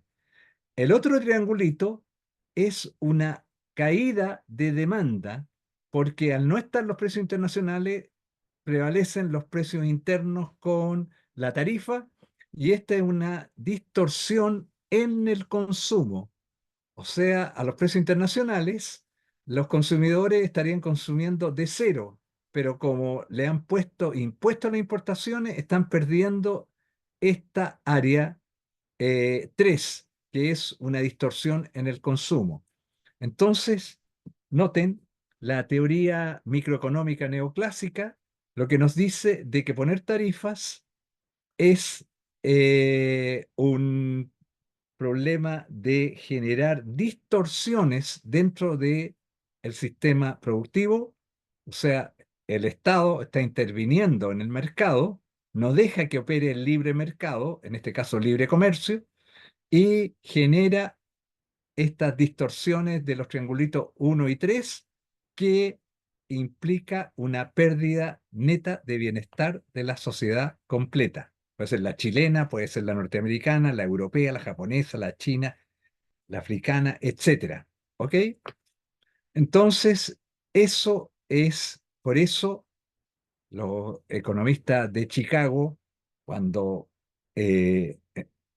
bajo la dictadura miran esto, vamos a mirar, vamos a ver después qué es lo que hicieron en particular los economistas de Chicago, y con este esquema dicen, mire, el país está introduciendo el Estado con su sistema de tarifas, con impuestos a las importaciones, está generando distorsiones. Y la pega de nosotros los economistas es eliminar las distorsiones. ¿Y qué es lo que hay que eliminar? Las tarifas. Entonces eliminamos estas distorsiones y esta pérdida de ineficiencia en producción y en consumo. ¿Ok? Ese es el enfoque tradicional. Pero yo lo que les quiero mostrar aquí, que esta estrategia, ¿por qué pusimos las tarifas? Porque queríamos que el sector productivo nacional produjera los bienes industriales. Y al producir estos bienes industriales, aquí la pregunta distinta es, ¿quién financia esta estrategia? Y los que lo están financiando son los consumidores con esta transferencia de toda esta área a los productores.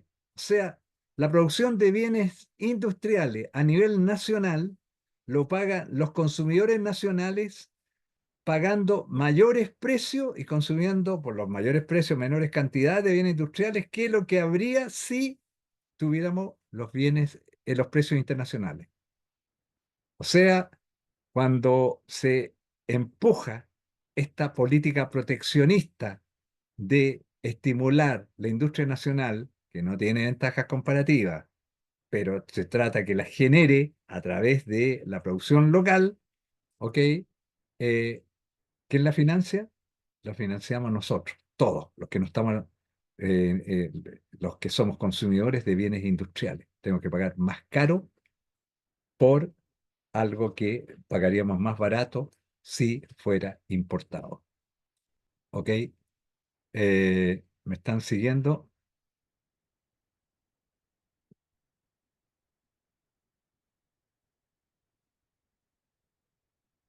Entonces, eso es lo que aparece aquí. En síntesis, hay una pérdida de eficiencia.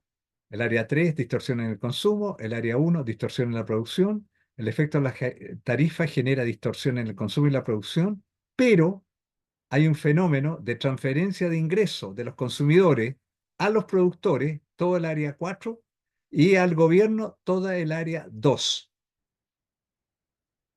El efecto de producción de bienes industriales genera esta distorsión, ¿ok?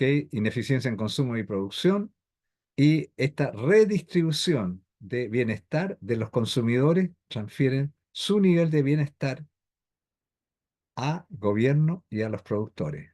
O sea, mensaje, sí, está bien, vamos a implementar la estrategia.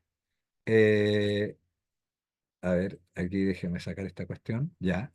Vamos a implementar la estrategia de industrialización, pero ¿quién la paga? La pagan los consumidores.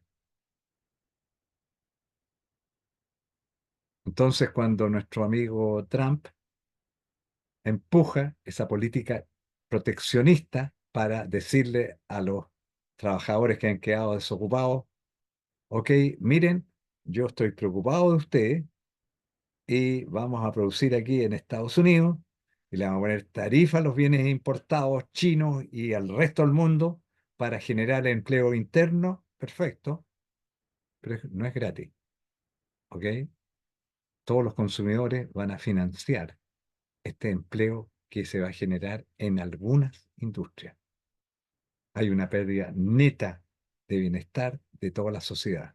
Eso es lo que le generó Trump ya una vez y ahora, si sube de nuevo, más agudo va a ser. Y adicionalmente va a tener un impacto sobre el nivel de inflación interno. Los bienes van a costar más caro, ¿ok? Se va a encontrar con un problemita de pérdida de bienestar y aumento de inflación.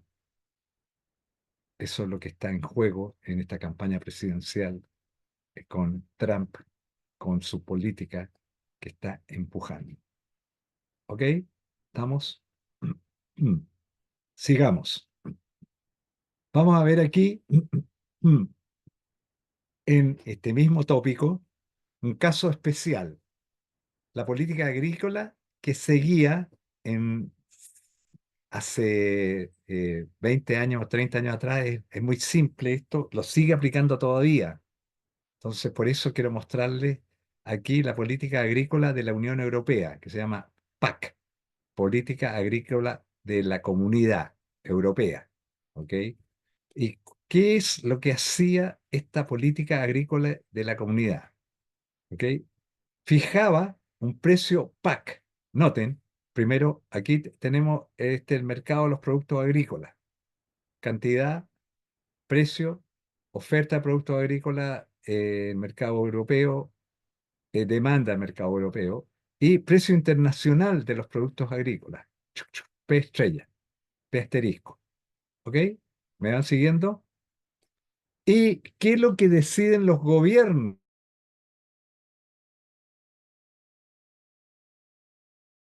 Producto agrícola, precio PAC. Noten dónde queda ese precio PAC. Por sobre si... Chuta, dice que su conexión a internet es inestable. A ver, ¿me están escuchando? Sí, pero está cortando un Sí. poquito, profe. Ya, que parece que algo tengo con la inestabilidad de internet aquí. Bueno, internet no solo nos ha cortado la luz, sino ha tornado más inestable en internet. Tenemos este precio PAC muy superior al precio de equilibrio. ¿Ok? Entonces, noten qué es lo que pasa con esta situación.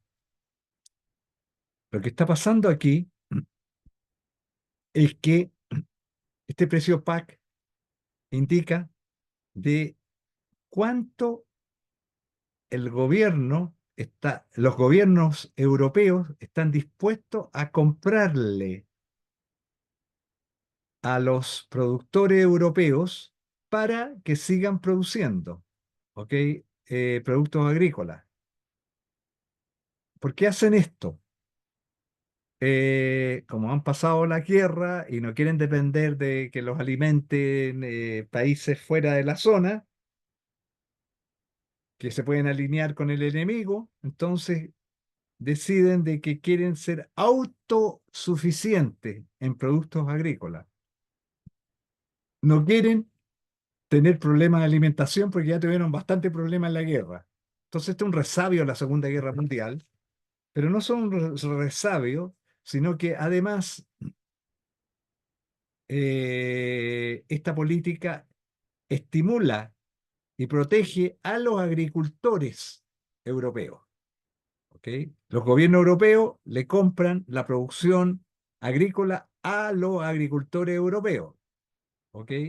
Entonces, noten qué es lo que pasa.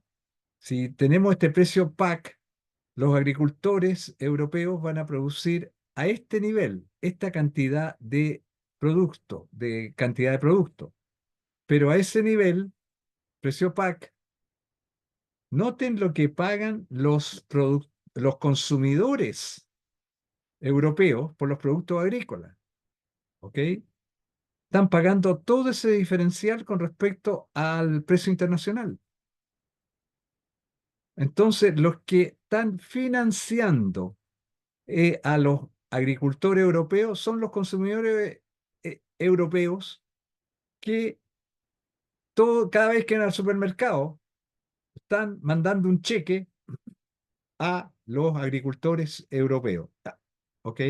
Entonces, el problema aquí, que todo este extra de bienes agrícolas que se produce y que está subsidiado, ¿qué es lo que hacen los europeos con eso? Lo exportan. Y lo exportan a un precio subsidiado de los productores europeos, en lo cual no es fácil competir para los agricultores de otras regiones, ya sea africano o latinoamericano. Entonces, este mecanismo PAC genera alto costo de bienestar para los consumidores europeos. Gran costo es este subsidio para el gobierno europeo. ¿Ok? Y lo que nos importa como Latinoamérica, que las exportaciones agrícolas europeas afectan a los exportadores agrícolas latinoamericanos. ¿Y quienes ganan? Solo ganan los agricultores europeos. Y hace 30 años atrás, monto de este subsidio era 20.000 millones de dólares por año para transferírselo a la población agricultora europea, que es 2,5% de la población. ¿Ok? Hace un tiempo atrás, cuando yo hice un proyecto junto con colegas economistas europeos, particularmente un economista sueco, con el cual nos hicimos muy amigos. Entonces yo le mostraba este gráfico y le preguntaba, oye, ¿por qué ustedes, los economistas europeos, no alegan contra este subsidio que están recibiendo 2,5% de la población? En ese momento esto era el monto, supónganse que ahora sean 40.000 millones de dólares. ¿Ok? Es un montón de plata, incluso para el gobierno europeo. Entonces, ¿por qué, si tú sabes, le decía a mi colega economista sueco, tú sabes comercio internacional tan bien como yo? Entonces, esto, ¿no ves una distorsión ahí? ¿No ves una exageración del monto que se le transfiere a solo un 2,5% de la población? ¿Por qué lo hacen?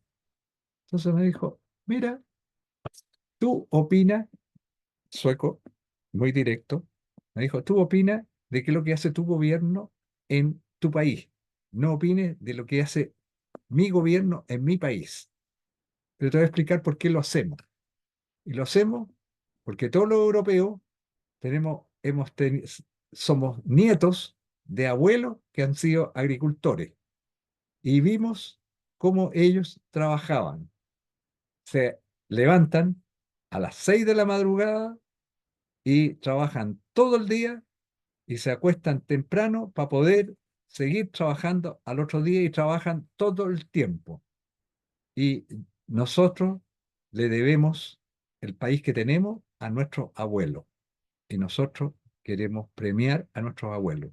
Y ese que nosotros queremos hacerlo y que tenemos alta preferencia por nuestros abuelos y queremos transferirle ingresos a nuestros abuelos, es nuestra función de bienestar. Así que ustedes no quieren a su abuelo y no hacen esto, su problema, y yo no me voy a meter, que lo hagan allá. Pero nosotros lo hacemos acá y lo hacemos por eso, porque tenemos claros los valores de que nos interesa que nuestros abuelos tengan un buen estándar de vida. ¿Ok? Patricia, una consulta. Espere, espera. Deja de compartir aquí. Ya. Ok. Esa es lo que pasa con el PAC. Ya, dale con la consulta.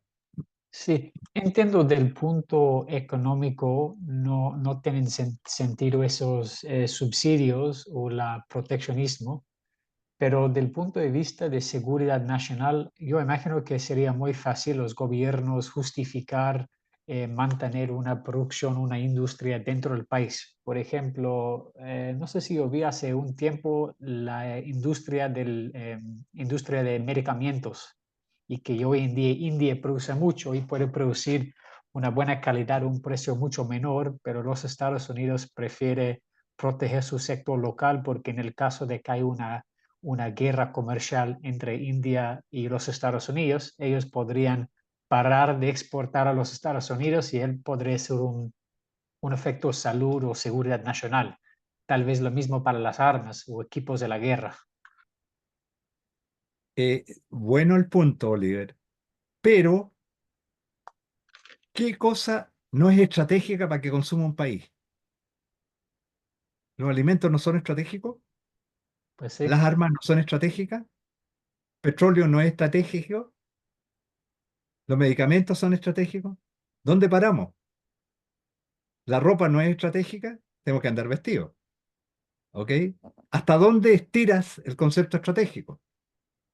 Y lo que hemos visto en globalización, lo que está implícito en un mundo globalizado, en que si un país no te quiere vender algo, un tercer país te va a vender. El mundo globalizado, libre comercio, el comercio fluye en todas partes y todos estamos sensibilizados respecto a que es conveniente comerciar y si tú no le vas a vender los medicamentos a Estados Unidos, ya yo estoy dispuesto a hacerlo.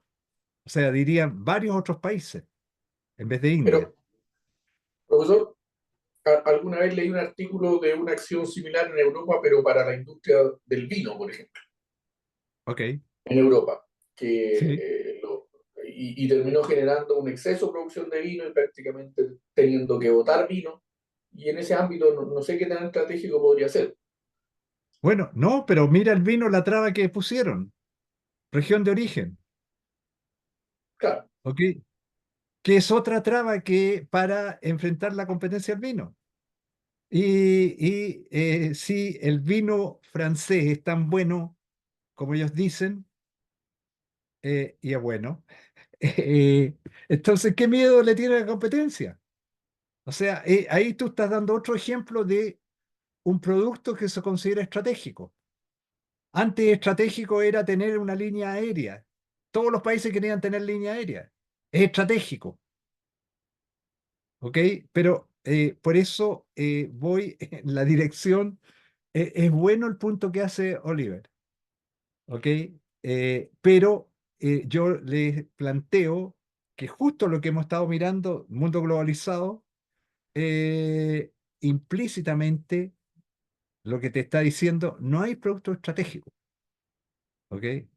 Salvo las bombas atómicas, ¿ok? Por otro motivo. Pero eso es, digamos, ahora. Pero algo que en esta discusión que tuve con mi amigo sueco, no puedo discutir la cosa de los valores. Suponte que, ¿sabes qué más? Pongamos el queso. O sea, el francés es fanático por el queso. Eh, ok, dice, ¿sabes qué más? Aquí no vamos a permitir que entre queso de otros países porque nosotros comemos queso de buena calidad. Bueno, si es de buena calidad, entonces que escojan los consumidores.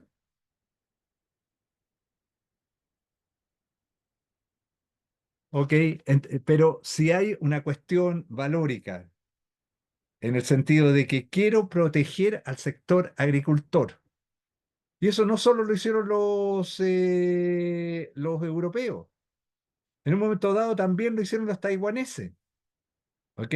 En que, y los japoneses con respecto al arroz, en que no, arroz, yo no voy a perjudicar a los agricultores locales que producen arroz y lo han producido todo el tiempo por importar el arroz norteamericano. ¿Ok? O sea, y ahí, desde el punto de vista económico, sonamos. ¿Ok? Una preferencia, dice, preferencia valórica de yo quiero proteger a este grupo. Punto. Y esa es una opción que está tomando el país, está dispuesto a pagar subsidios que paga. ¿Ok? Sí, alguien más tenía que levantar la mano. Flavia, tú o Alonso.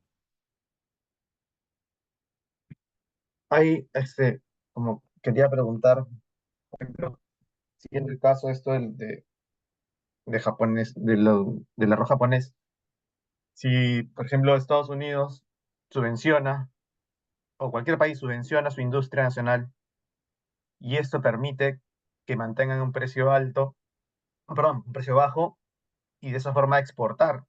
Entonces, el país al final está subvencionando su industria para que sí, para que exporte, y justamente el otro país se defiende y aplica aranceles o también subsidia para equiparar o proteger a su industria nacional. Entonces, al final es un tema de políticas contra política para proteger cada uno su industria.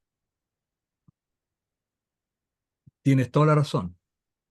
Y yo lo que he estado tratando de mostrarles con este análisis de las tarifas es que esa política, incluso las tarifas, beneficia a los productores, pero eso no quiere decir de que beneficie a los consumidores. Beneficia a los productores, hay intereses creados, presionan para que eso se haga, como el caso europeo y el caso de los productores agrícolas norteamericanos. Y eso es algo que aquí lo que estoy tratando de mostrar, que alguien está pagando un costo. Y Trump cree de que el costo lo están pagando los extranjeros. Cierto, se reduce su nivel de exportaciones, pero más grande es el costo que están pagando los locales, los consumidores locales, por el nivel de protección que hay. ¿Ok? Ese es el punto que estoy tratando de hacer. Pero lo que tú estás planteando, Alonso, es válido. O sea, y vamos a ver, voy a hablar algo de subsidio a las exportaciones en un ratito más. ¿Qué hora es? Chuta, 10:52. Ok, sigamos, porque aquí voy a usar, voy a analizar algunos ejemplos como lo que tú estás planteando, Alonso. Ejemplos reales.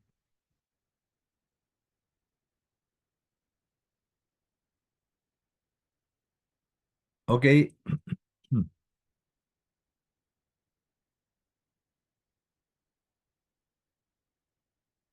Bien. Este es un ejemplo real. Tomo los ejemplos reales porque están documentados y porque son muy interesantes de la década del 90 en conflicto entre Estados Unidos y Japón, ¿ok? Para que vean que el conflicto comercial que hay hoy día entre Estados Unidos y China no es muy distinto a algo que ha pasado en el pasado, ¿ok? Y aquí estamos en el 90, en el cual lo que aquí se ilustra es el rol que tienen las tarifas en un mundo en que existe alta movilidad, ¿ok? Como el mundo global, que empieza a ver en la década del 90. Y esto en Estados Unidos, en el año 91, le pone una tarifa de 63%, una tarifa a la pantalla plana de los computadores personales. Que esta pantalla plana que tenemos en los computadores personales que usamos es el insumo principal para los laptops y los notebooks, ¿ok? Esta pantalla plana representa, o representaba en ese momento el 50% del costo del laptop. ¿Ok? Estoy en el año 91, IBM estimaba que al aplicarle ese porcentaje de esa tarifa del 63% al laptop, iba a tener un aumento de costo de $600. ¿Ok? Entonces, lo que está claro el problema. ¿Ok? Entonces, vamos a Vero, démosle. Nos vamos a pasar un poco, voy a correr un poco el tiempo y vamos a parar a las 11:15, ¿ok? En vez de las 11:00, 11:15. Y ayer me dijeron de que solo 15 minutos de intermedio, ¿ok? A las 11:15 va el intermedio. Entonces, les puse el caso. Supongamos que ustedes son asesores del gobierno japonés. ¿Qué le sugerirían que hiciera en este caso? ¿Está claro el problema de la pantalla para los laptops o para el notebook, ¿ok? Que Estados Unidos le pone el 63% de tarifa. ¿Y cómo reacciona? ¿Qué le sugerirían usted al gobierno japonés cómo reaccionar ante eso? ¿Estamos? Este es un caso real y la solución que yo les voy a dar va a ser real, ¿ok? Entonces, Vero, le damos 3 minutos para que me expliquen ustedes como consultores del gobierno japonés qué le recomendarían que hiciera ante lo que hizo Estados Unidos. Bien, a ver, alguien que no ha hablado mucho o ha hablado, sí, José Acuña. Hola, profe. Perdón, estoy medio Oh. resfriado. Mejor que estés con la pantalla apagada entonces. Sí. Dale. Ya.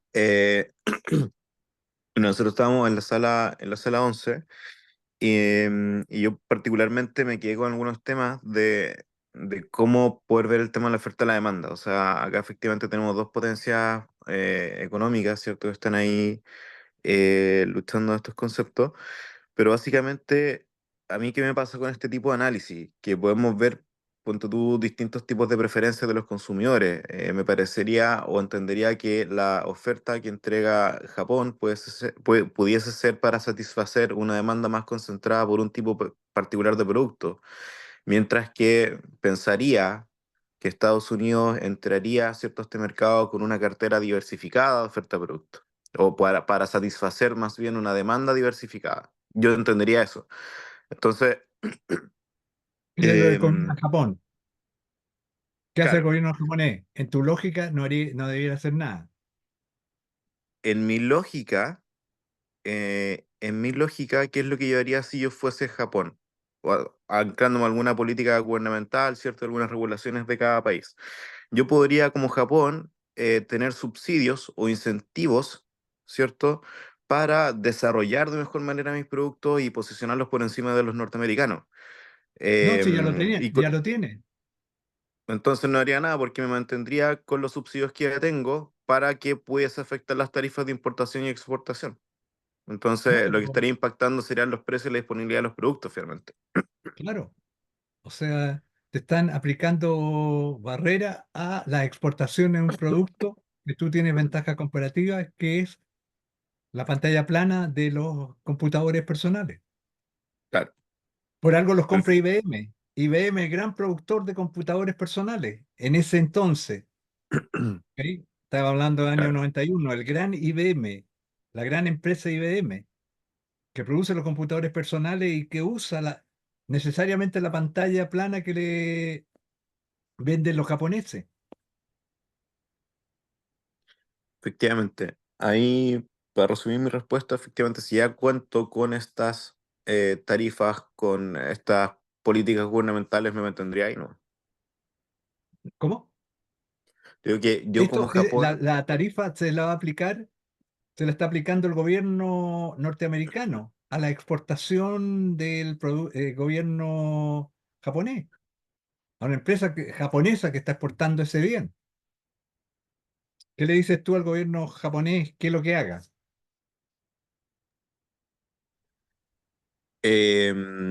que los baje, finalmente. ¿Qué? ¿Los pague? Que las baje, Ah, ¿que las baje quién? las Sí. tarifas.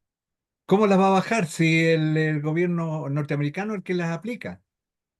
El gobierno japonés no puede decirle al gobierno norteamericano, oye, esas cuestiones que hace en su país. Suponte que estuviera Trump en ese entonces. ¿Tú crees que le va a hacer caso Trump o cualquier presidente norteamericano a lo que le diga el gobierno japonés? Y que finalmente si me están manteniendo la tarifa, lo que estoy diciendo es encarecer mi producto para poder proteger los tuyos como norteamericano. ¿Cachai? Y finalmente habría que ver ahí que, o sea, la producción que vamos a tener que hacer es menos nuevas, po, ¿cachai? No como Japón. Entonces, ahí cómo poder ganar ese espacio de mercado, no sé si con algún otro tipo de elemento diferenciador, no sé qué herramienta gubernamental tengo para poder hacer Ok, el pushback con esa tarifa, ¿cachai? o sea, sí, cacho, pero si yo fuera gobierno japonés, te digo, chao como consultor. Ok, Por eso no soy veamos, consultor. Leonel. Sí, te quedaste sin poder Qué bueno ser que el no soy consultor. consultor entonces. Eh, vamos a ver qué es lo que haría otro consultor. Leonel, tú levantaste Eh, la mano. claro, una de las cosas que conversábamos era el poder trasladar algunas de las empresas hacia el territorio estadounidense y producir allá. Eso podría haber sido una medida, de modo que aún así, o sea, podemos producir allá y podemos volver a capital de Estados Unidos, llevarlo a Japón como forma de mantener la Ya, ¿y cuánto competitividad. tiempo toma eso? ¿Cuánto tiempo toma Bueno, eso? puede, muchos años podría ser, no sabemos. O sea, en el Pero intertanto, claro, entonces en el intertanto, claro, entre tanto podemos intentar ser más competitivos, seguir avanzando, desarrollando la tecnología y que los precios bajen porque la tecnología mejora, por ejemplo, y seguir siendo competitivos. Esa no, fue otra de las cosas. si los precios, no es problema de precio, es problema de que te pusieron una tarifa, te encarecieron el Claro, producto, no porque tú estuvieras siendo poco competitivo, al revés, eras muy competitivo claro, y eras el único abastecedor de ese producto en el mercado norteamericano. Y una empresa tan grande como IBM. Y te pusieron el impuesto, la tarifa. claro. Claro No, que, sí, claro, yo creo que ahí bueno, lo principal que conversamos fue eso, el traslado quizás de las empresas hacia allá ok, y es una buena medida en el largo plazo. claro, en largo plazo. Las contramedidas no siempre funcionan. Lo vimos, por ejemplo, ahora con Estados Unidos, China, donde se aumentaron muchos aranceles, China también, con el gobierno de Trump, pero al final, eh, los artículos subieron en ambos casos de precios. Algunas de las medidas que Trump buscaba era que retornaran algunas empresas a Estados Unidos, por ejemplo, y la gran mayoría no volvió. Algunas quizás sí pudieron haber vuelto, pero no. Entonces, en nuestro análisis consideramos eso, que llevar la empresa a Estados Unidos sería como una de las medidas a largo plazo. Ok, está bien. Matías Navarro. Eh, de acuerdo a lo que usted mencionaba en la clase, o sea, si te ponen una tarifa, finalmente tu precio eh, se desplaza y por ende vaya a cobrar más caro y eso lo va a tener que absorber Estados Unidos o IBM y al absorberlo Estados Unidos y IBM finalmente lo absorbe el consumidor del producto final y quizás como estrategia japonesa es lograr generar quizás esa industria no solo del producto de la pantalla, sino que el producto final para poder competir contra IBM, porque IBM va a tener que vender su producto más caro. Y finalmente tú tenés esa oportunidad de generar esa competencia con un producto más barato que IBM. Ok, esa podría ser, pero recuerda que IBM es la gran empresa que controla el mercado de distribución de los computadores personales.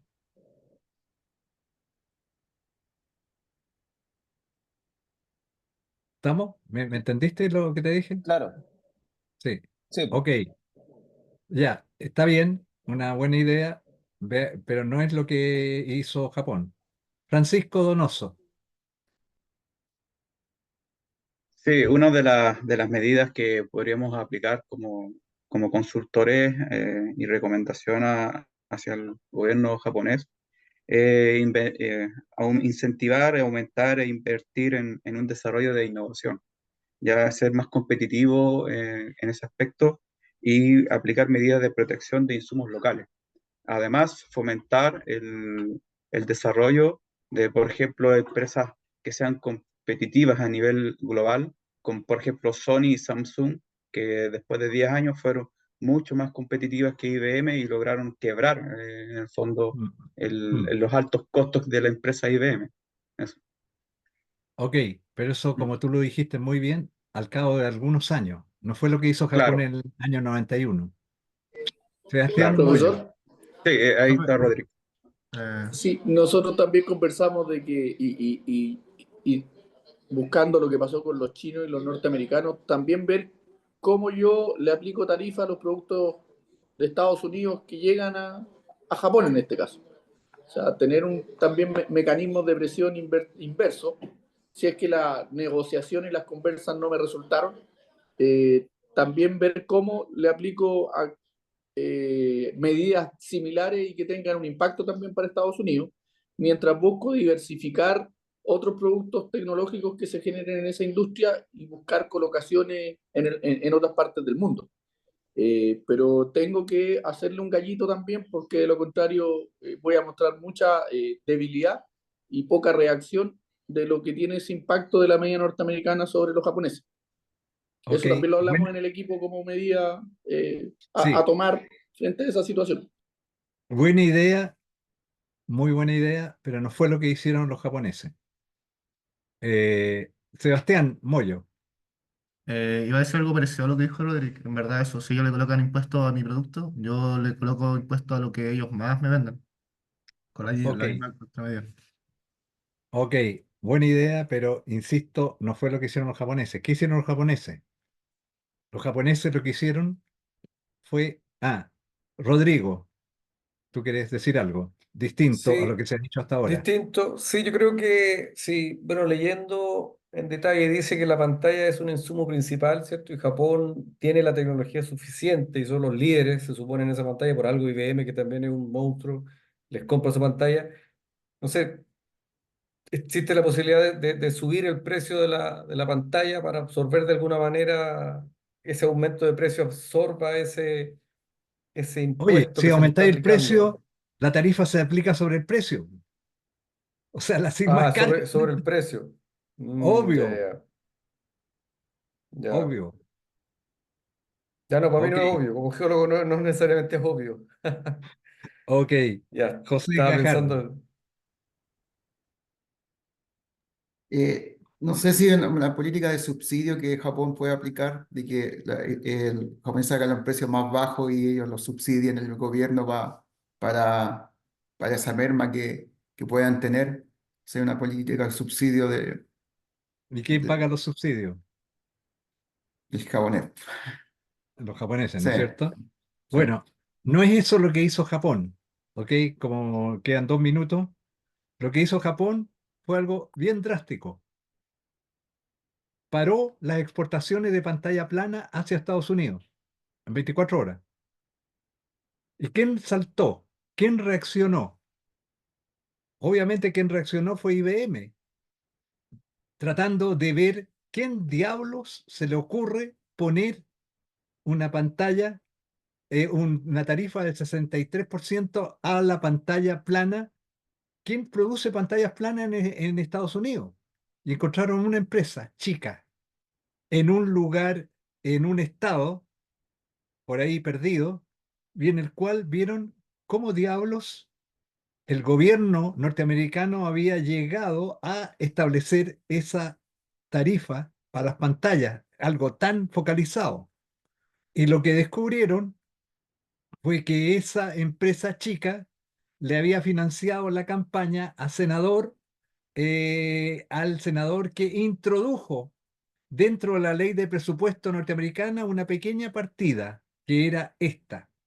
Y el gobierno, entonces IBM, que no es de los peces chicos, allá, pez grande, fue donde la empresa y le dijeron, y al senador que puso la pantalla, les vamos a hacer una campaña en contra, a ustedes los vamos a quebrar, y si no, retiran inmediatamente esta medida de la ley de presupuesto, y obviamente no es un pez chico el que alegó, y el gobierno norteamericano se retractó y eliminó la medida. ¿Ok? Para que vean de que no es una pelea en la cual nosotros podríamos entrar con ese tipo de instrumental, pero se los cuento. Y como estamos en la hora, les dejo de tarea para ahora lo que sigue. ¿Ok? El ejemplo que sigue. El ejemplo que sigue, el precio del lujo. Las tarifas a los autos de lujo, ¿ok? En que noten nuevamente esto en el año 95. Esto es ejemplo real, nuevamente, en que las empresas norteamericanas se quejan de que las empresas de autos japonesas no quieren adquirir ningún tipo de parte y repuesto de las empresas norteamericanas que fabrican autos. Esto en el año 95. Entonces, Estados Unidos, gobierno norteamericano, decide aplicarle en represalia una tarifa de 100%. Noten, como Trump lo que está haciendo ahora no es que se le ocurrió a él, esto se hizo en el año 95, 100% a las importaciones de 13 marcas de lujo de autos japoneses, ¿ok?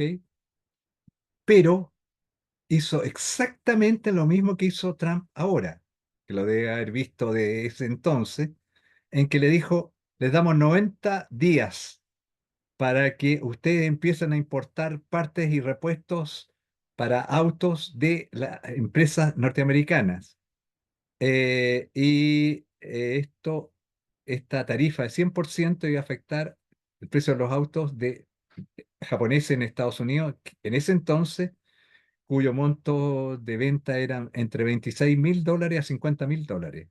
Y los japoneses estaban exportando autos, o las importaciones japonesas de estos autos en Estados Unidos en el 94 eran $6.000 millones. Estos son billones norteamericanos, que es 10 elevado a 9. $6.000 millones. Ese impuesto implicaba sacar del mercado a los autos de lujo japoneses. Nuevamente, ustedes son consultores del gobierno japonés, tienen 15 minutos del break. Ahí vamos a empezar 25 para las 12, la próxima clase. ¿Qué haría, qué sugerirían que hiciera el gobierno japonés? ¿Ok? Paramos acá y nos vemos. ¿Qué hora es? 11:20. ¿Qué es lo que pensaron en el break? ¿Ok? Les recuerdo el tema.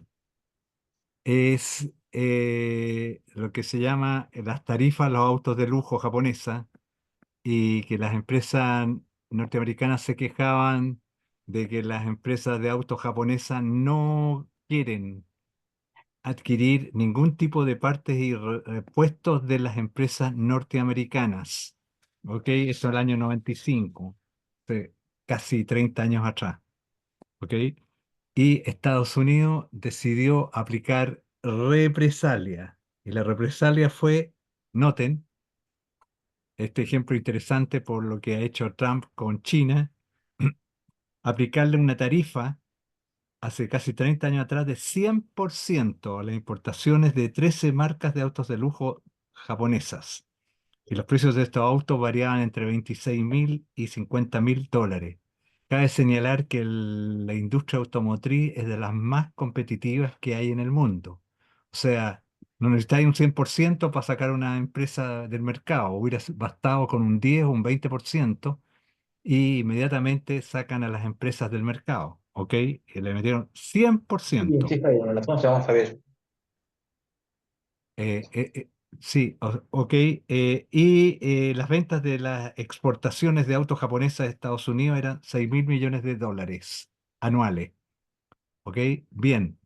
Entonces, ustedes son consultores del gobierno japonés nuevamente. ¿Qué le sugerirían al gobierno japonés hacer? Y aquí tenemos primera mano levantada, José Acuña. Sí, oye, yo voy a intentar pensar como consultor ahí. Se me ocurren como dos acciones principales o iniciales. Una cosa para mí, ¿qué es lo que debería sería un ajuste a la estrategia de exportación? Porque finalmente estamos hablando de una economía que es súper gringo dependiente, por así decirlo, como más coloquial. Ya, eso es como una cosa. Estamos pensando solamente en el mercado norteamericano y no estamos mirando otras economías emergentes u otros volúmenes, ponte tú, no sé, China, no creo, pero India u otros países que estén requiriendo hoy día soluciones automovilísticas con el valor agregado de que sean de lujo. Eso como una parte. Y por otro lado, la diversificación también de la cartera de automóviles que estamos ofreciendo, porque estamos hablando de que son solamente vehículos de lujo que entran ya con un valor de entrada, valga la redundancia, alto, y seguramente hacer como la versión desde intermedia y full también nos puede ayudar a capturar un poco más de volumen en Estados Unidos. Pero esas son como dos cosas que yo recomendaría al gobierno japonés de acciones como a tomar, más allá de investigación y cosas así. Ok, buena sugerencia, no es lo que Japón hizo. Soledad Celis. Se me ocurrió otra cosa, a lo mejor como gobierno de Japón voy a negociar con Estados Unidos, si Estados Unidos quiere que yo le compre esas partes o piezas para el automóvil, bueno, le digo ya, yo te compro cierta parte, pero tú bájame el impuesto. O sea, ahí tratar de buscar algún equilibrio y negociar con ese otro gobierno. Y si me va mal, hago parecido la otra vez. Pues entonces, como Japón no le exporto más autos de lujo a Estados Unidos, que los gringos busquen otro país a comprar estos autos de lujo y me busco otro mercado. Si países que quieran comprar autos de lujo, tiene que haber otro mercado también que sea atractivo, no solo el de los norteamericanos. Esas dos cosas. Ojo, Soledad, son ¿Ya? 6.000 millones de dólares lo que está exportando en autos de lujo. ¿Qué otros Bueno, mercados? ¿Por qué, si existían esos otros mercados, por qué no le había exportado antes Japón a esos otros mercados? entonces a lo mejor lo que va a pasar ahí es que los norteamericanos van a hacer protesta porque quieren comprar autos y Japón ya no lo está exportando a Estados Unidos y se van a quedar sin auto y ahí pueden hacer una presión social y ayudar a esa negociación que quería hacer yo con Estados Unidos. Espérate, espérate, Soledad. Este caso es distinto al anterior. Ujú. El anterior, las empresas japonesas tenían una especie de casi cuasi monopolio de la producción de pantallas para los notebooks, ¿ok? En Sí. este caso, autos no solo producen Estados Unidos y Japón, también producen los europeos. De hecho, uno de quienes estaban muy contentos con esta medida unilateral o bilateral que estaba aplicando Estados Unidos era Japón. Entonces, ok, chao autos japoneses de lujo, entran ahora los autos europeos de lujo. Y ellos estaban muy felices con la medida. ¿Ok? Está O difícil sea, esto, sí. estamos, o sea, para decirte lo más directo, no fue eso que tú dices lo que hizo el gobierno japonés. ¿Ok? ¿Quién me aparece aquí? Me desapareció alguien y me apareció alguien, Yo tenía la reapareció. mano levantada, sí, pero la bajé porque Sí, iba como de la mano lo que decía Soledad. Pero igual, en base a eso, una buena estrategia era, si ya no me quieren comprar autos de lujo, ahora le vendo autos de media gama. Como que me enfoco mi industria en otro sector que no está castigado por este impuesto. ¿y por qué no los vendía antes? Porque antes no los requería el mercado y las condiciones tampoco no me castigaban. Ya, sí, pero es una alternativa. No fue lo que hizo Japón. ¿Ok? Solange. Sí, hola Patricio. Hola, Mira, Solange. en base a que este es un mercado muy competitivo y para poder evitar esta guerra comercial, un poco en línea de lo que decía Soledad, es poder potenciar estas negociaciones diplomáticas entre ambos países, de forma tal de que también Japón sea en el sentido de que pueda abrir su mercado a los fabricantes de automóviles estadounidenses y también potenciar el consumo de estos repuestos provenientes de estas fábricas estadounidenses. Yo creo que es la forma diplomática de evitar esta guerra comercial. Ok, está bien, pero no fue lo que hizo Japón. Matías. Yo creo que lo que podría hacer quizás es diversificar su producto no solo de autos de lujo, sino que adaptarse y quizás estar en el límite de cambiar el producto a autos no de lujo. Y lo otro, quizás establecerse como algún mercado local de Estados Unidos. O sea, mandar a esta empresa eh, a establecerse a Estados Unidos y de manera que no sean como consideradas como empresas japonesas que importen el mercado y poder saltarse estos impuestos. Buena idea. ¿Cuánto tiempo toma montar una empresa para fabricar autos japoneses en Estados Unidos?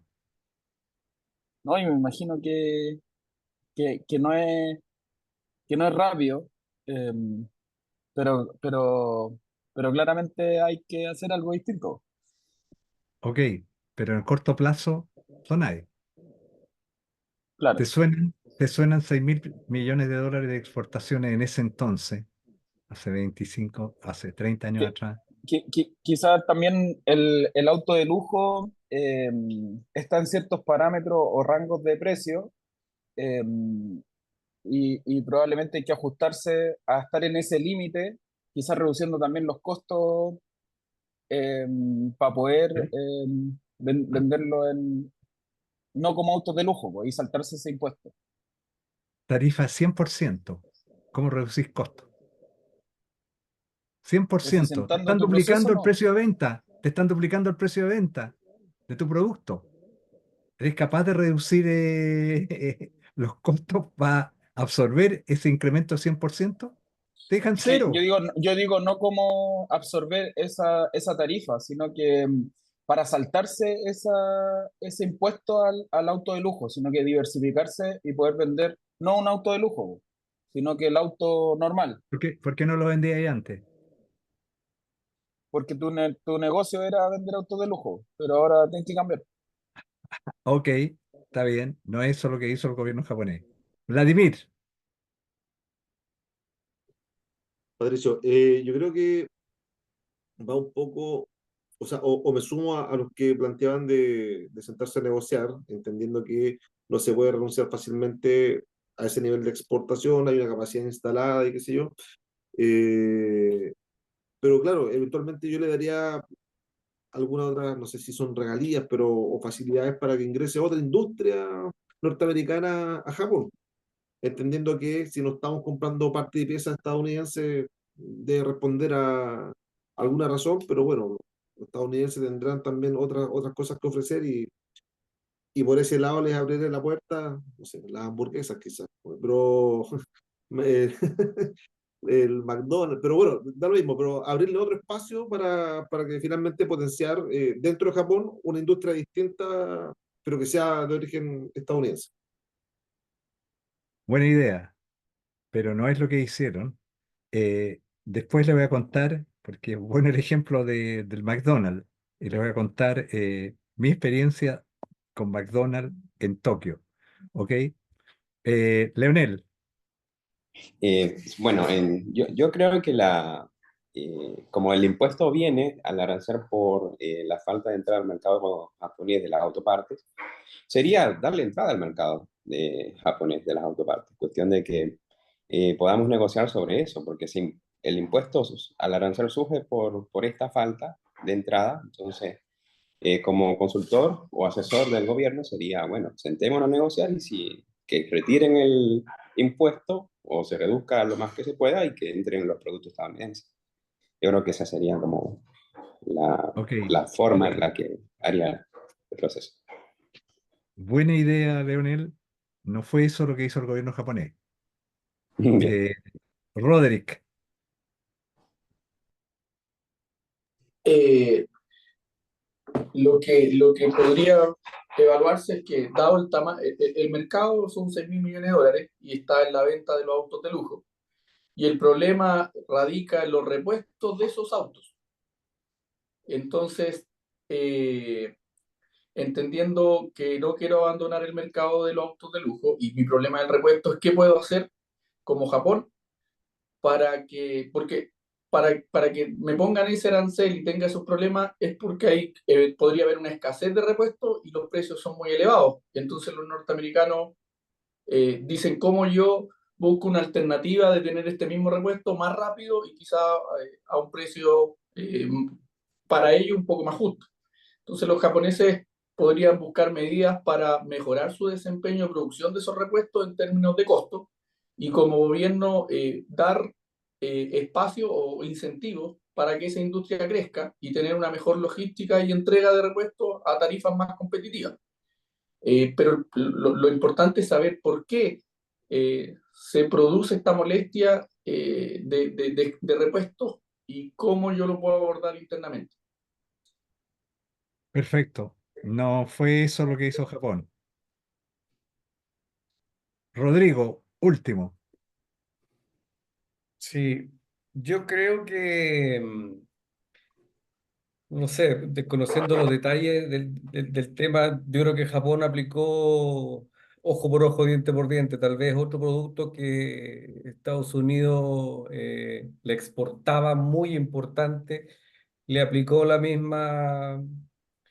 el mismo nivel de impuesto y hizo que ese otro productor importante para Estados Unidos reclamara y dijera, oye, nos están bloqueando a nosotros, que puede haber sido un auto también o no sé, eso lo desconozco, pero creo que Japón puede haber hecho eso, ojo por ojo, diente por diente, te bloqueo otro producto. Muy bien, Rodrigo. Eso es lo que hizo el gobierno japonés. Como tú lo pusiste, ojo por ojo. ¿Qué es lo que hizo el gobierno japonés? Listó todas las exportaciones norteamericanas al mercado japonés, de mayor a menor, sin que tuvieran que ver con el mercado automotriz, en absoluto. O sea, las listó y aplicó exactamente lo que dijo Rodrigo. Esto fue lo que tú planteaste antes, Roderick, en el caso para las pantallas. Sí. Y esto es lo que hicieron los japoneses en este caso específico después del ejemplo de las pantallas. ¿Ok? En que ahí tenían poder monopólico. En este caso no tenían poder monopólico. Entonces listaron 6.000, todos los productos hasta completar 6.000 millones de dólares. Y recuerden algo que no han considerado ustedes y que es importante en el análisis, que el gobierno norteamericano dijo, le doy 90 días para que ustedes reaccionen en esto de las partes y piezas. Y el gobierno japonés no esperó los 90 días, reaccionó a la semana, hicieron el listado, dijeron, ok, cuando usted aplique esta 100%, miren, va el 100% a todos estos productos. ¿Qué generó esto? Obviamente una reacción de todos los exportadores norteamericanos hacia el mercado japonés, diciendo, oye, miren lo que nos está pasando como consecuencia de esta política que ustedes están aplicando para proteger al sector automotriz de autos de lujo, al sector automotriz norteamericano. Y lo que les plantearon de que era una política totalmente errónea, absurda, porque si esto era unilateral para los autos japoneses, ¿qué evitaba que entraran los autos europeos de lujo? Y esto no iba a ayudar a las automotrices norteamericanas a producir autos de lujo. Así que esto fue esta reacción de los japoneses mostrándole a los norteamericanos, mira, mira lo que les va a pasar. Pero adicionalmente hubo otros grupos de presión internos en Estados Unidos que eran los importadores de autos japoneses, empresas norteamericanas que importaban los autos, contrataban gente y ellos vendían los autos japoneses en el mercado norteamericano. Y esto era entre 100 y 200.000 personas en las cuales esta empresa dijeron y le escribieron a todos los donde estaban ubicadas estas empresas y le dijeron al gobierno norteamericano, mira, si tú estás buscando la reelección, olvídate, porque vamos a votar y le vamos a hacer campaña en contra, porque ustedes nos están generando desempleo en este sector y nos están llevando a la quiebra a nosotros que estamos importando los autos japoneses. ¿Ok? Pero surgió otro sector dentro de Estados Unidos, el que le exportaba partes y piezas al mercado japonés. Los productores de partes y piezas para autos norteamericanos que estaban exportando partes y piezas para la producción de autos japoneses. Y le dijeron, no es verdad lo que alguien está reclamando, son unas empresas rascas. Nosotros estamos exportando y lo que ustedes están haciendo que va a haber una represalia y no nos van a comprar las partes y piezas que ya están comprando los autos japoneses. Entonces, ¿qué hizo el gobierno norteamericano? Porque recuerden, los 90 días que se dieron, todo esto se le empezó a generar en esos 90 días, antes de que se cumpliera el plazo. Y, cierto, hubo negociación, pero al revés de la que fue planteado aquí por algunas de ustedes. ¿Ok? El gobierno norteamericano, cuando quedaban 3 días para que venciera el plazo, invitó al primer ministro japonés a Washington a conversar con él. Y le dijo, oye, mira, en realidad, ¿cómo lo hacemos para que yo no quiero ahora, con todas las reacciones internas que han habido, aplicar esta sobretasa 100%? Pero ya prometí de que si ustedes no incrementaban el aumento de importaciones de partes y repuestos y piezas de empresas norteamericanas, entonces voy a quedar mal acá. ¿Cómo lo podemos hacer? Entonces el primer ministro japonés le dijo, ok, lo había invitado 3 días antes, dame 24 horas, voy a hablar con las empresas japonesas. Y las empresas japonesas, productoras de autos, le dijeron, sí, mire, este es el pipeline de importaciones de partes y piezas que tenemos planeado importar desde Estados Unidos por los próximos 5 años. Esto está en nuestra planificación estratégica quinquenal. Entonces, dile de que en realidad vamos a aumentar nuestras importaciones y esto es lo que estamos mostrando de lo que iban a hacer de todas maneras sin esa presión las empresas productoras de autos japonesas. Entonces eso le gustó mucho al presidente norteamericano, salieron juntos en la televisión hablando que habían llegado a un arreglo y que el arreglo era de que las empresas productoras de autos japonesas iban a importar más partes y piezas en el pipeline en los próximos 5 años que era algo que igual iban a hacer sin la amenaza, ¿ok? Y eso le permitió al presidente norteamericano salvar la cara ante el público norteamericano de que, mire, aquí conversando diplomáticamente se arreglan las cosas y no hay por qué entrar en guerra comercial, ¿ok? Entonces, se los cuento para que vean ustedes cómo estas cosas pasan y cómo pasaban antes de que existiera Trump. ¿Estamos? Bien. Ok, entonces esto además, para que el día de mañana sean a ser consultores invitados por algún gobierno, sepan, lean este tipo de conflictos que han habido y cómo se han resuelto. Entonces sigamos ok, con lo que teníamos acá. Entonces aquí teníamos este otro caso que muy interesante con Francia, el caso de la sangre contaminada, caso proteccionismo, esto fue en la década del 80, cuando estaba empezando y propagándose la enfermedad del SIDA, en que las farmacéuticas norteamericanas descubrieron cuál era el mecanismo de transmisión del SIDA y que tenía que ver con la sangre contaminada y que ellos en ese momento tenían un mecanismo de cómo testear la sangre y cómo entrar a utilizar sangre no contaminada. Francia, la tierra de Pasteur, eh, creyó dos cosas distintas. La primera, y lo que planteó el gobierno francés de la época, fue, lo primero es que el SIDA es una enfermedad norteamericana, no es problema nuestro, ¿ok?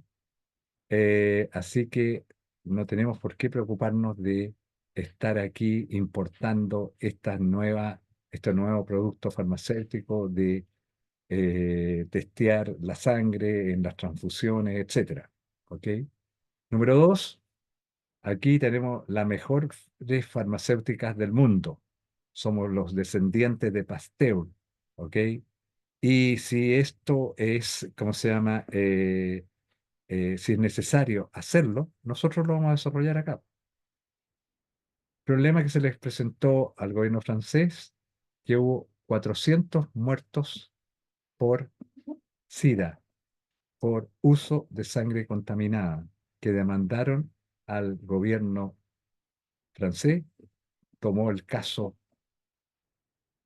20 años, 25 años, hasta que los ministros y todo el personal involucrado fue condenado y sancionado. ¿Ok? Bueno, fue un caso bien interesante, pero en fin. ¿Ok? En síntesis, costos de proteccionismo son superiores a los costos de la tarifa. ¿Ok? Estamos hablando de protección de insumos, estimula que los productores vayan a invertir afuera, poner tarifas estimula represalia y esto genera cambio y el problema el tercero que les planteé, de las vidas humanas. ¿Ok? O sea, proteccionismo no es solo costo de la tarifa para el bien directo, sino que tiene reacciones. Muy rápido, que estamos un poco atrasados, el subsidio a las exportaciones, ¿ok? Como otro mecanismo de política comercial que alguno de ustedes ya mencionó antes.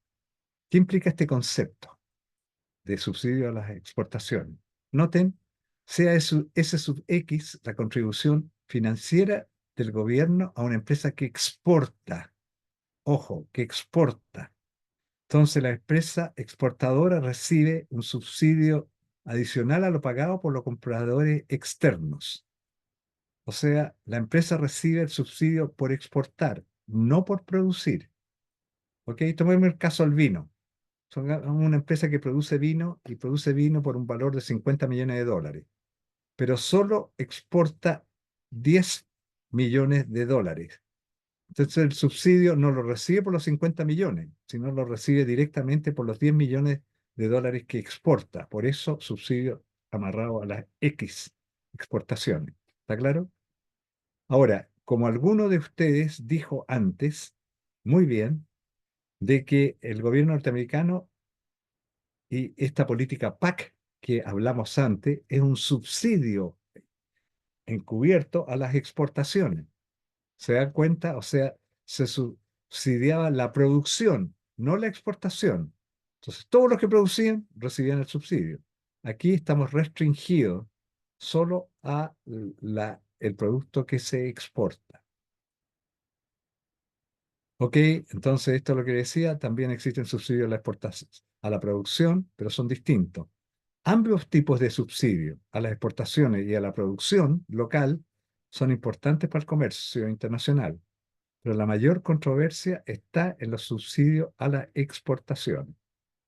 Lo que pasa internamente no le interesa mucho a los países, pero sí debiera interesarle, ¿ok? Porque es competencia desleal versus empresas que exportan sin subsidio. Entonces, este tipo de subsidio involucra tratamiento discriminatorio entre mercado interno y externo y hay incentivos para exportar la mayor parte de la producción. Eso es lo que genera. ¿Ok? Entonces, ¿cómo se analiza esto? Noten, este es supongamos sea esta es la oferta de la producción de un producto.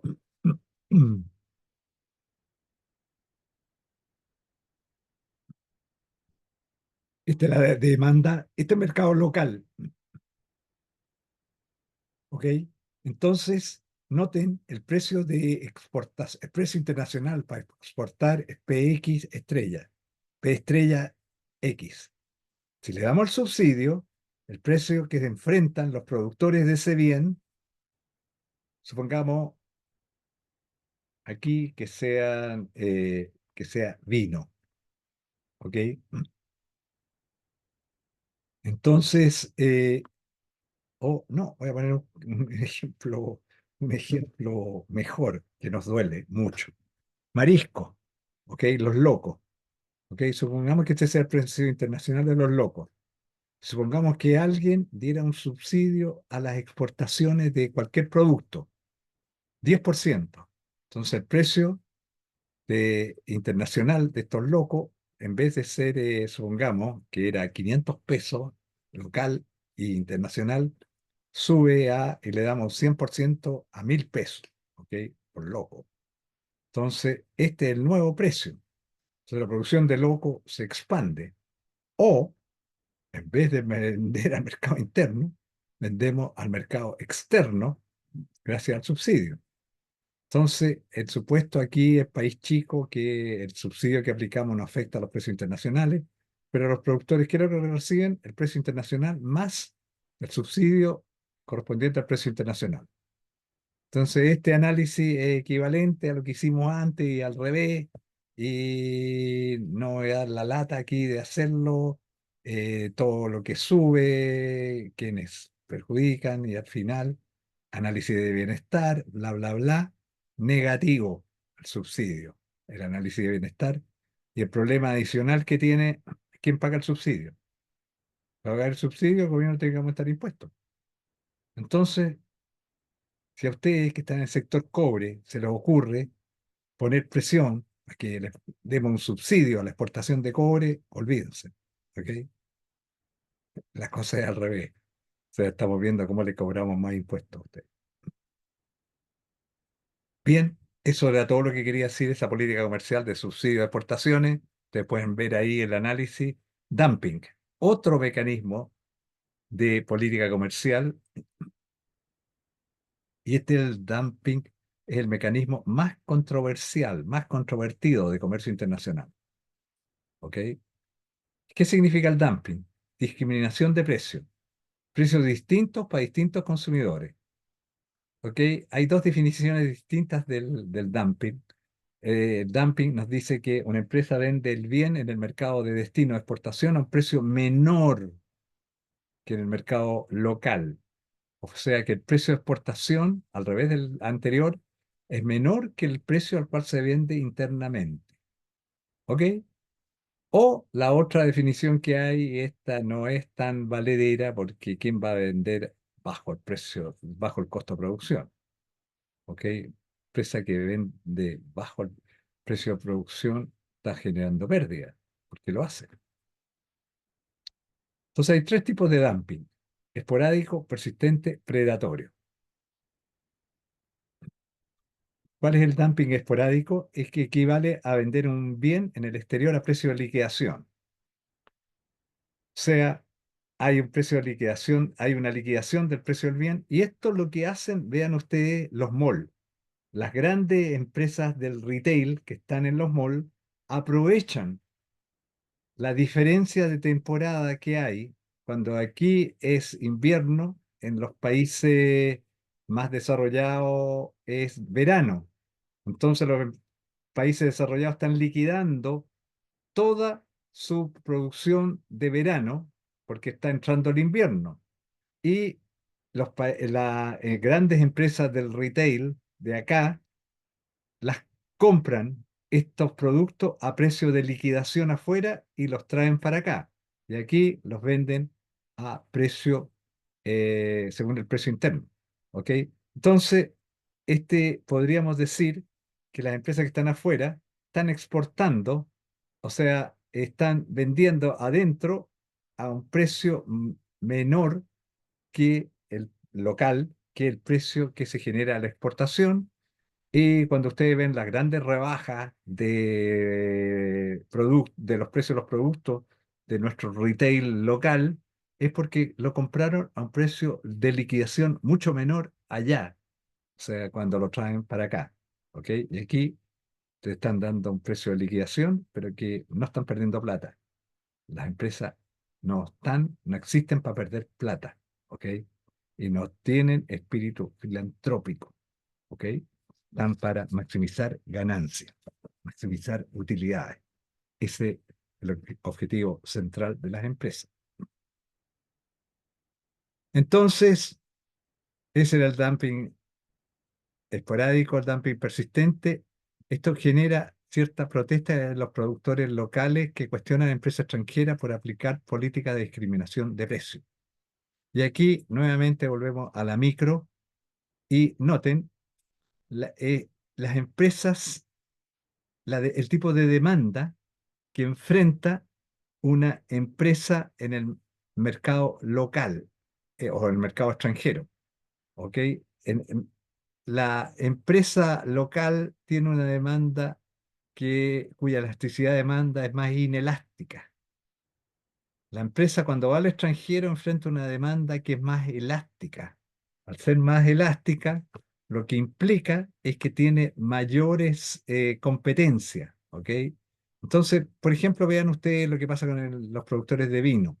Aquí los productores de vino, las grandes compañías, empresas vinícolas, enfrentan un mercado hay menos competencia, el mercado menos elástico que en el exterior. En el exterior estáis compitiendo contra los vinos franceses, los vinos españoles, los vinos italianos, los vinos alemanes, los vinos californianos, etcétera, australianos. Y entonces esa distinta elasticidad de demanda los lleva a poner distintos precios para ser competitivo en mercados que tienen distintas características. Entonces, este es un tipo de dumping que lleva a las empresas a aplicar distintos precios, distintos mercados. O sea, uno de repente se encuentra con precios de los vinos chilenos de calidad afuera a menor precio que lo que se encuentra con estos vinos acá. ¿Ok? Y que las empresas, si quieren colgar el vino, tienen que ponerlo a precios competitivos con sus competidores. ¿Ok? Y luego el predatorio es el que dice que una empresa extranjera vende de repente un producto a un precio menor que el costo para eliminar las empresas locales del mercado. ¿Ok? Esta es una hipótesis atractiva que muchos creen, pero incorrecta. ¿Ok? ¿Por qué lo hace la empresa extranjera? Porque después tendría poder monopólico y aumentaría los precios. ¿Ok? Pero esto, si hace eso, después aumenta los precios, entonces las que salieron del mercado vuelven a entrar de vuelta. Ok, Solange, Sí, dale. una consulta respecto a ese tema del dumping predatorio. Quizás no podría ser un ejemplo lo que ha hecho Uber cuando ingresa a los países donde cobran precios muy por debajo Mm. que, por ejemplo, un taxi normal. Y después, cuando ya están radicados, aumentan los precios. Sí, pero nota la estrategia de precios que sigue Uber, ¿ok? En que te ofrece un producto diversificado. O sea, te ofrece, cuando tú contratas el Uber y ahí tú escoges el precio. Es un precio bajo, un precio mediano y un precio alto. El precio bajo efectivamente es más bajo que si tú tomaras el taxi. O sea, yo he hecho esta comparación, a ver cómo está poniendo el precio el Uber. Y efectivamente el precio más bajo que te ofrece Uber es más bajo que lo que te sale la carrera con el taxi. El precio medio que te lo pone es ligeramente superior y hay un precio de, te estoy ofreciendo un taxi más de lujo, paga la diferencia. ¿Ok? Ahora, el éxito de Uber no está por la estrategia de precio. ¿Ok? O sea, coloca el producto vía precio. O sea, ¿por qué tomamos los Uber? Por la comodidad que este tiene, en que de repente tú estás en sectores en los cuales no pasan taxis nomás. Y por otro lado, Uber ha generado la oferta. Porque piensen ustedes, ¿cuánto tiempo en el día, las 24 horas, ocupan ustedes el auto? O sea, noten cómo la oportunidad de mercado que vio Uber. El auto ustedes lo ocuparán más de 2 horas diarias. ¿Y qué pasa las otras 22 horas? Tienen un activo fijo ahí parado, perdiendo plata. ¿Y por qué no lo rentabilizan? ¿Y por qué no lo arriendan como Uber? Sí, yo lo mencionaba porque inicialmente cuando Uber llegó las ofertas eran impresionantes, incluso te regalaban un montón de viajes gratis, etcétera, para hacer su publicidad en el fondo y asegurar de que era, y además que, claro, te ofrecía el servicio de que te iban a buscar al punto donde uno lo tomara y además uno sabía la tarifa que te iban a cobrar, cosa que de repente existía un poco de desconfianza con los taxis. Pero, y después Tienes Uber razón. subió de precio. Sí, sí, pero ahí lo que hizo Uber fue una estrategia de entrar en un mercado, abrir un mercado. Te voy a contar lo que yo vi específicamente en el caso de tarifas aéreas, en que hay, en ese entonces, qué sé yo, 20, 30 años atrás, el triángulo Nueva York, Boston, Washington, es de los triángulos, ¿cómo se llama? Con más flujo de aviones y de pasajeros. O sea, más flujo de pasajeros y más flujo de aviones en consecuencia. Entonces una empresa, yo estaba en la Universidad de Boston en ese momento, estaba ahí haciendo clase y de repente aparece una empresa, en ese momento se llama US Air, nueva, totalmente nueva, y ofrece viajes de Boston a Nueva York por $1. Costo en ese momento era $50, $60, qué sé yo, el viaje solo. Te lo vende $1. ¿Ok? Hace oferta, gran aviso en los diarios. ¿Y qué pasó? O sea, todo el mundo se fue a dormir al aeropuerto. Esperar al día siguiente los viajes y era por cola y el que primero llegaba, pum, entraba. Y ofrecieron estos viajes durante 3 días. ¿Y qué le pasó a la empresa? Fue la mejor estrategia de marketing que yo haya visto jamás, en la cual después entró al mercado, entró a ese mercado y se transformó en una de las empresas más grandes aéreas de Estados Unidos, eventualmente. Fue una estrategia de entrar al mercado. No iba a mantener en $1 los pasajes. Pero es así como entró al mercado, un mercado muy competitivo de líneas aéreas, en el caso norteamericano. Y sobre todo te estaba contando en el mercado más competitivo que había en ese momento dentro de Estados Unidos. ¿Ok? Entonces, sí, es cierto lo que tú dices, eso pasó, pero no es algo que puede mantener el precio bajo permanentemente, sino que es una estrategia de penetración de mercado. Vladimir, tú levantaste la mano. Sí, Patricio, una consulta, mira, bueno, dos consultas en realidad. Un poco con lo que es dumping y con lo que es la subvención a las exportaciones. Desde la perspectiva del mercado como de llegada de estas exportaciones subvencionadas, eso no se puede leer como dumping, eh, eventualmente predatorio. Eso por un lado. Te lo consulto para poder distinguir desde qué perspectiva lo definimos como una subvención a las exportaciones o como dumping eventualmente. Eh, No, y espérate, Vladimir, ya, espérate. Hay una diferencia importantísima. ajá, Cuando es subsidio, interviene el gobierno. Cuando es dumping, lo hace la empresa. ya. ¿Ok? Digamos, para separar qué es qué. Dicho esto, los subsidios a la exportación están prohibidas por la OIT, por la OMC, perdón. Ya, ya, ¿Ok? perfecto. El, y, y eso, entonces, a propósito de lo que tú comentabas del dumping eh, predatorio, que no existe, entonces, ¿qué pasó con el caso del acero chino? ¿Qué tipo de dumping eh, Era es? subsidio lo que se decía de que las empresas chinas estaban subsidiadas por el gobierno. Ajá, Entonces, lo obvio era ir a la OMC, ¿ok? Pero tenía que probarlo y en el caso chino a veces es nebulosa la separación que hay entre una empresa estatal y una empresa privada en China.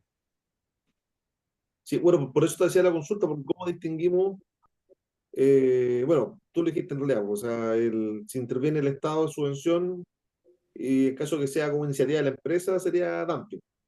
Pero claro, Exactamente. en este caso no es posible determinarlo, entiendo. Eso, Eh, Patricio, gracias. ok, José Gajardo. Sí, mi consulta era por esta del dumping depredatorio, parece que era. Sí. Del acero chino. El acero chino es un depredatorio que decían que estaban vendiendo al precio menor del costo. Esa afirmación es a modo consulta, porque es lo que he escuchado, que ellos invaden el mundo con su acero con un precio más bajo que el costo de producirlo en China.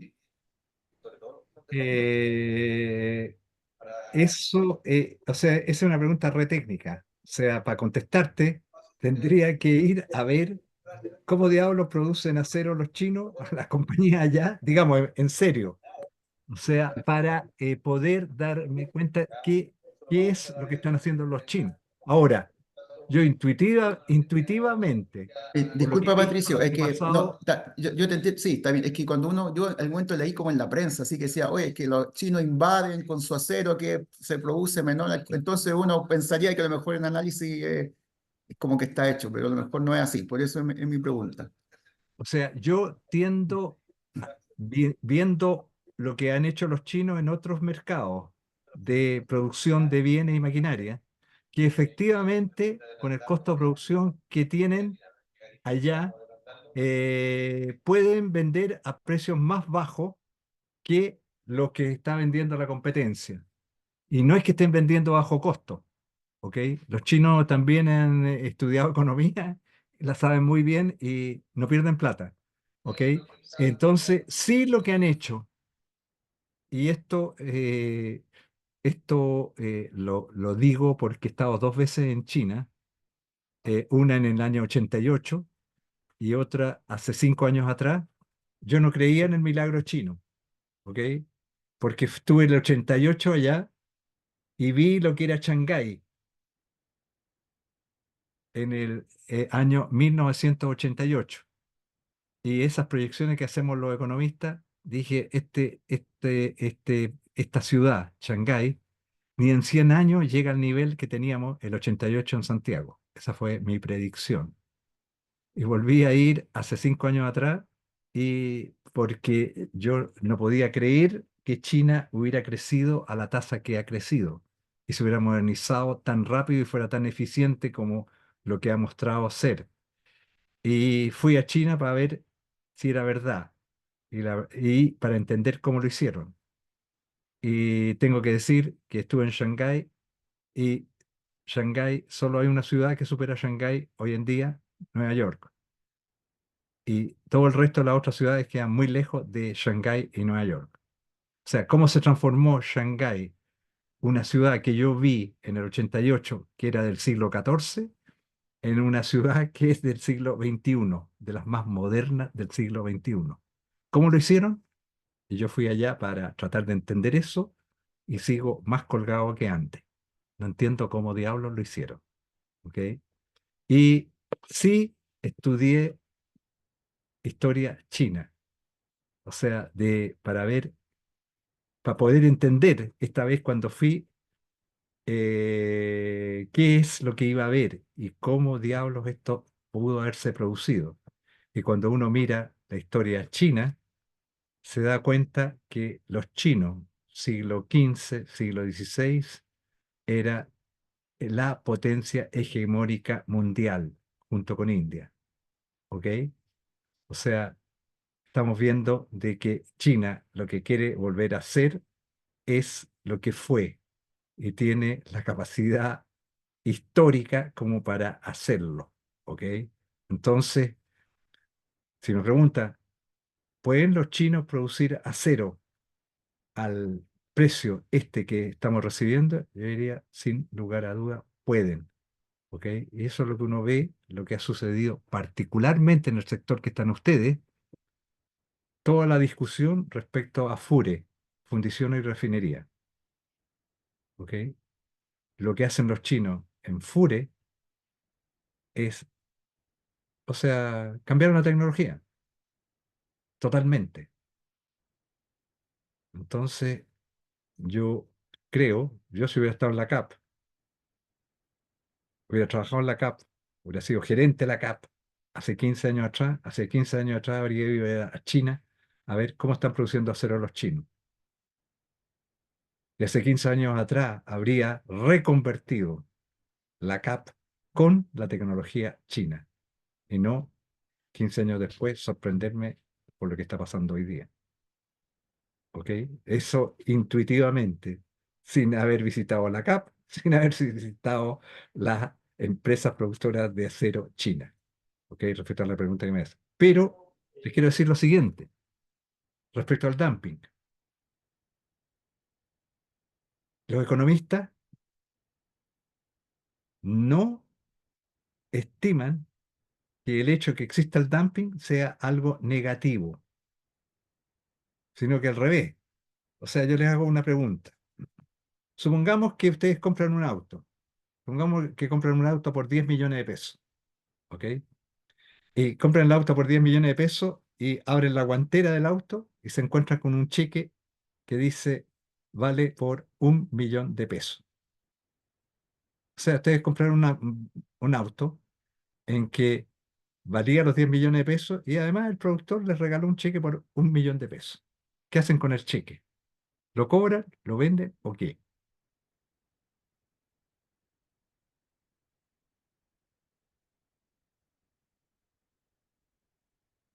¿Hay alguno que aquí que sería tan irracional para romper el cheque? ¿Qué es lo que dice la teoría económica? Ok, si me lo dan, lo tomo. Entonces, este es equivalente para el dumping. Si los productores me quieren vender el vino a menor precio y el vino es bueno, ok, lo tomo. O sea, si el productor me está regalando plata, ¿por qué no lo voy a recibir? Siempre que no sea plata de Monopoly. sea plata de verdad. ¿Ok? Entonces, este es el cuestionamiento de los economistas hacia el dumping. ¿Ok? En el sentido de que las empresas quieren hacer dumping es problema de ellos. Y esto va con lo que tú estabas preguntando antes, Soledad, pero en ese caso, para mí, claramente fue una estrategia de cómo entrar al mercado. ¿Ok? Bien. Como está un poco atrasado, lo voy a dejar hasta acá, lo del dumping, y ven el seco que tenemos, y vamos a irnos de lleno a, vamos cerrando. A ver, tengo mucho abierto acá. No. A ver.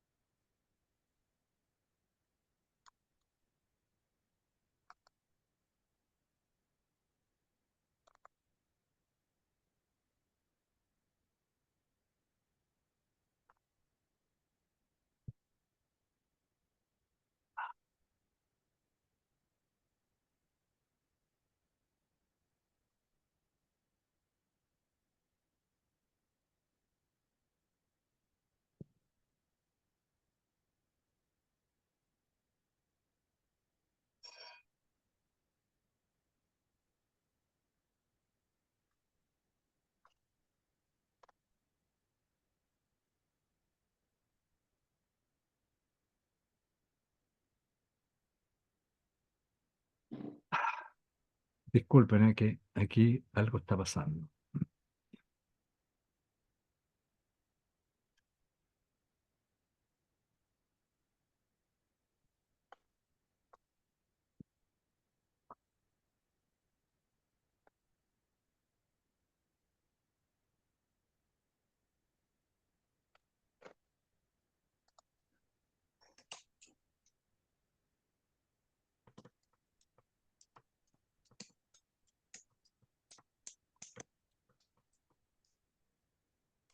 Es-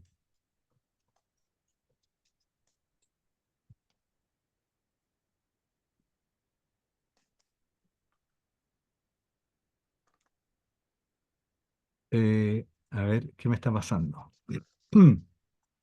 Reunión. Eh, a ver, un segundo que estoy aquí con ciertas dificultades para... Aquí estamos.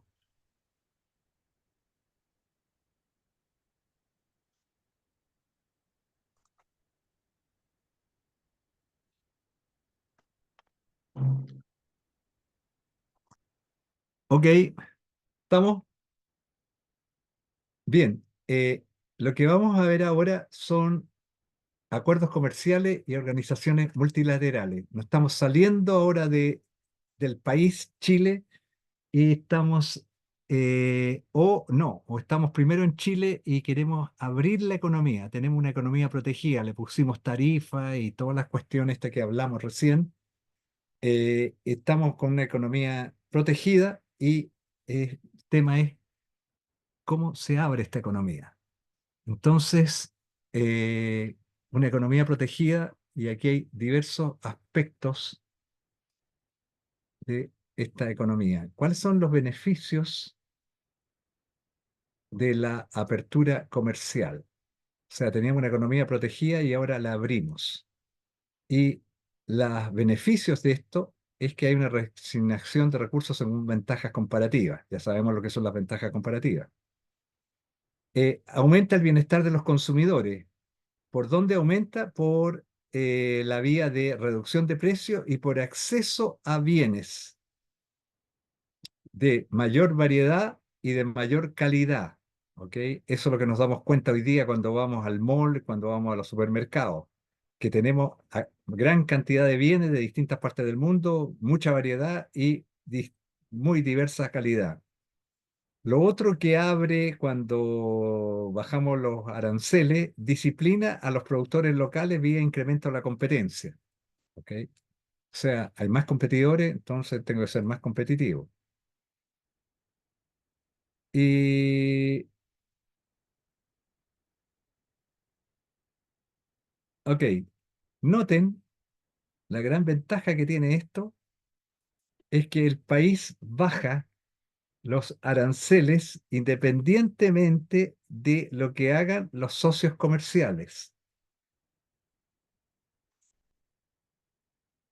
¿Ok? O sea, y esto, aquí estamos en la época de los Chicago Boys, en la década del 70, en que si el país baja sus aranceles, no tiene que pedirle permiso a nadie. ¿Ok? Y noten ahora, con lo que ya hemos visto, es quién gana. Noten aquí lo que pasa. El precio prevaleciente dentro del país es el precio internacional más la tarifa. ¿Ok? Entonces, aquí lo que tenemos es este precio asterisco por 1 más T, y este es el mercado local, lo que pasa en el mercado local. Supongamos seguimos con el mercado del calzado. ¿Ok? Entonces, en vez de los calzados estar a 45.000 pesos, ¡yum!, baja a 30.000 pesos. Entonces, ¿cuál es el efecto de esto? ¿Quién gana considerablemente? ¿Y cuánto gana? ¿Ok? Memoricen esto porque no estoy, a ver, estoy aquí.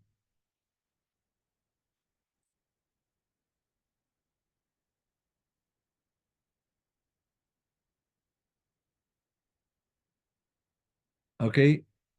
¿Comprendieron la pregunta? Cuando bajo las tarifas, ¿quién gana? ¿Y cuánto gana? Al revés de que cuando pongo la tarifa. ¿Ok? ¿El consumidor? ¿Cuánto gana el consumidor? La baja del precio, o sea, Ahí el tú tenías los cuatro áreas. ¿Cuánto? eran todas, ¿no? 4-1. Exactamente. Gana 4 más 3 más 2 más 1. ¿Ok? Todo lo que gana, o sea, la apertura comercial, reducción de tarifa, implica que el consumidor gana todo eso de un round. ¿Y quién pierde? ¿Quiénes son los perdedores en este caso? El Estado, ¿El Los Estado cuánto productores. pierde? 4. El Estado pierde 2.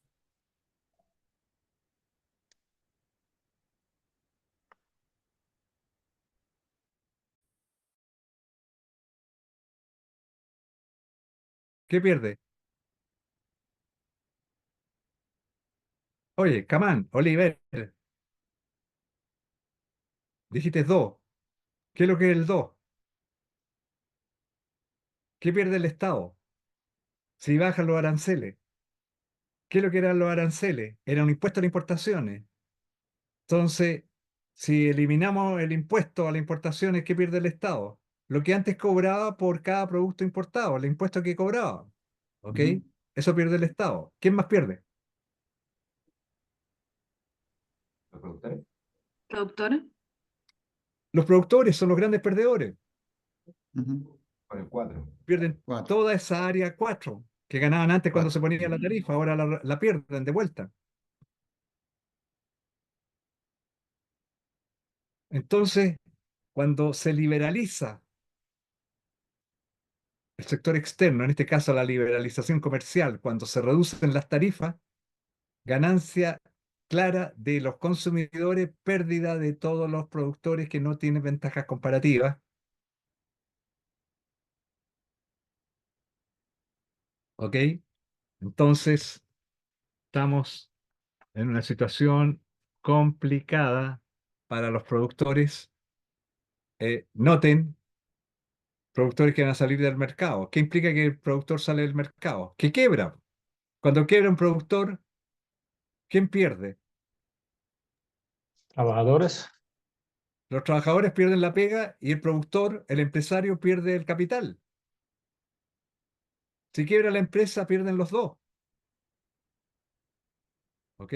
Entonces, noten, en este caso, lo que habíamos hablado en el caso de la globalización, cuando se integra un país al mundo globalizado, el mecanismo para integrarse es bajar las barreras a las importaciones. Entonces, lo que se produce, gana la sociedad como un todo, ganan todos los productores, todos los consumidores, ¿ok? Porque en este caso, lo que estamos viendo es más barato el calzado, o sea, baja el precio de los zapatos.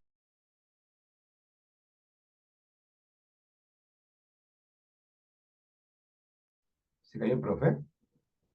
Sí, quedó pegado, ¿no? Sí. Sí, ya. Sí, parece que sí. Fue el internet.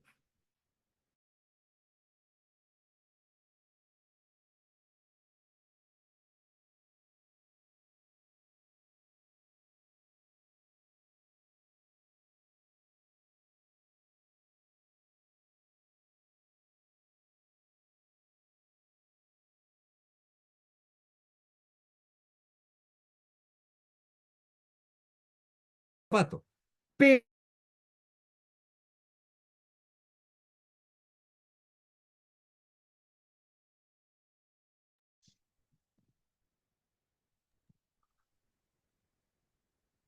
Parece que el profe no se ha dado cuenta, quizá hay que Sí, ver Vero, otro avise. la Vero. sí, estoy con internet Patricio, bastante inestable.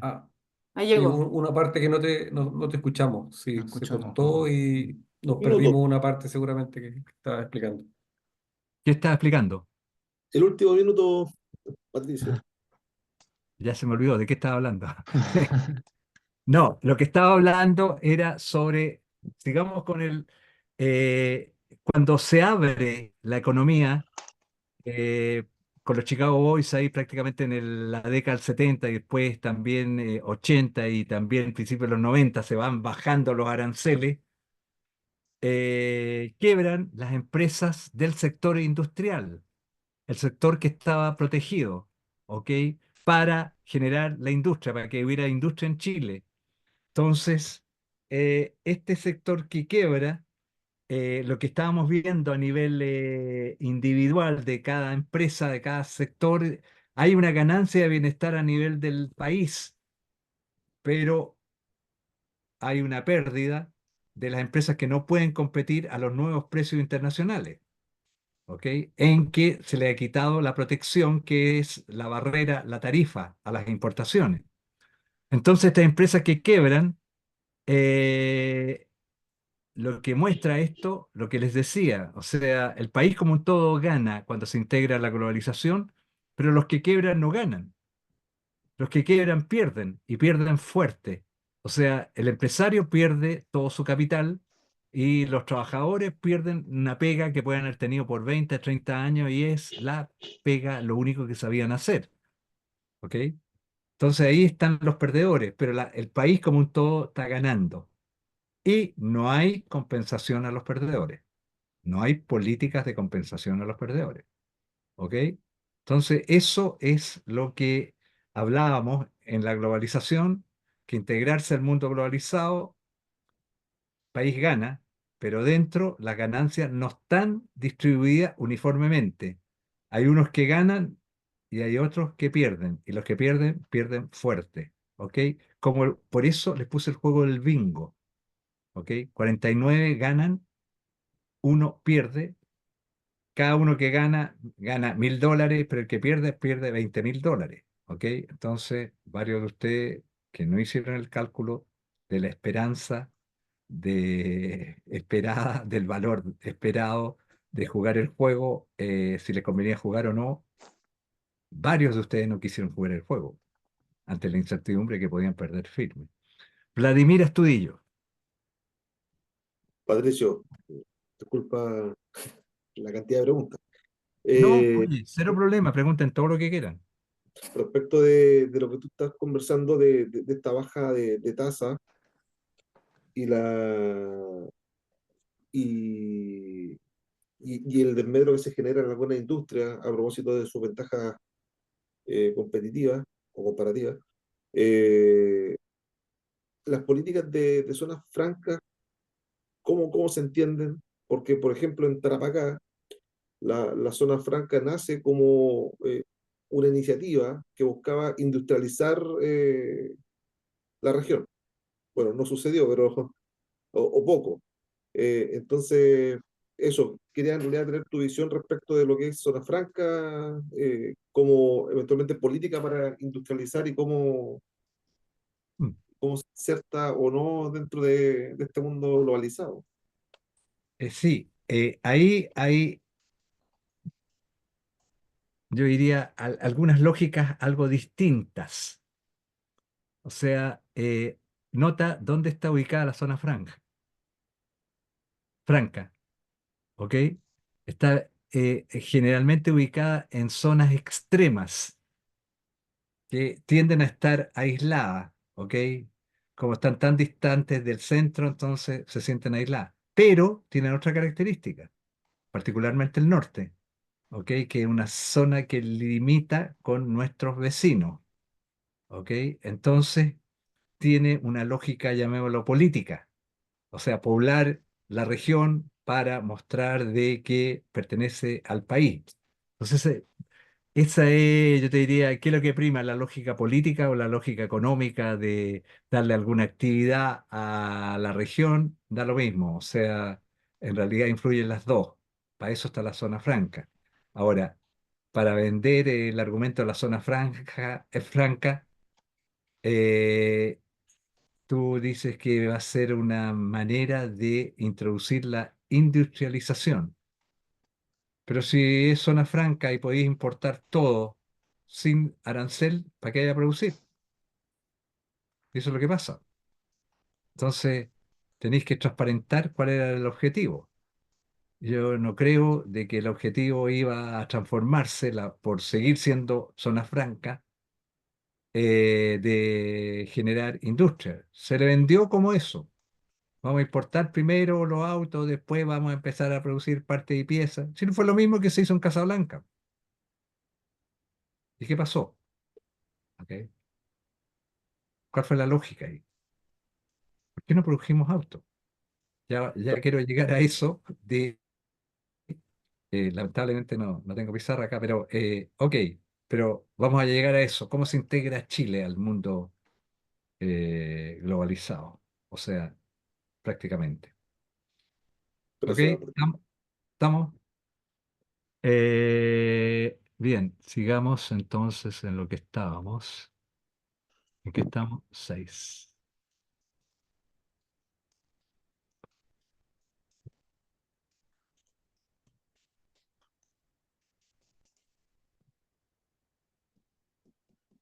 Ok, noten aquí, entonces estamos viendo una cosa que vimos recién, cómo un país se puede integrar solo al área comercial, al mundo global, liberalizando su sector de importaciones, ¿ok?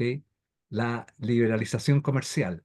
Pero en el mundo, a partir de 1990, se han creado lo que se llaman áreas comerciales preferenciales, clubes comerciales, ¿ok? Hay varios clubes comerciales y se los quiero mostrar antes que terminemos la clase.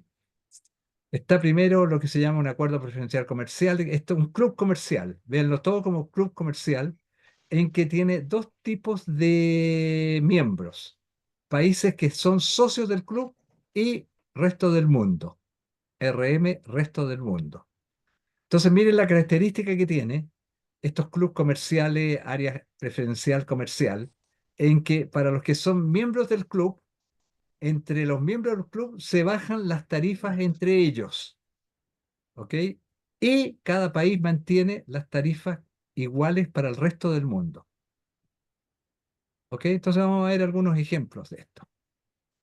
Pero vamos a seguir, y para no enredar la perdiz, directamente con los tratados de libre comercio. ¿Qué son los TLC? Los TLC son acuerdos de libre comercio, tratado de libre comercio entre los países miembros del TLC. Entonces, entre los países miembros se juntan el club y dice, ok, vamos a bajar las tarifas entre nosotros a 0. Pero para los que no son del club, cada país va a mantener la misma estructura tarifaria que tenía antes con el resto del mundo. ¿Estamos? Entonces, ¿cuáles son ejemplos de TLC? NAFTA. ¿Ok? NAFTA se crea en 1994. ¿Y cuáles son los países integrantes de NAFTA?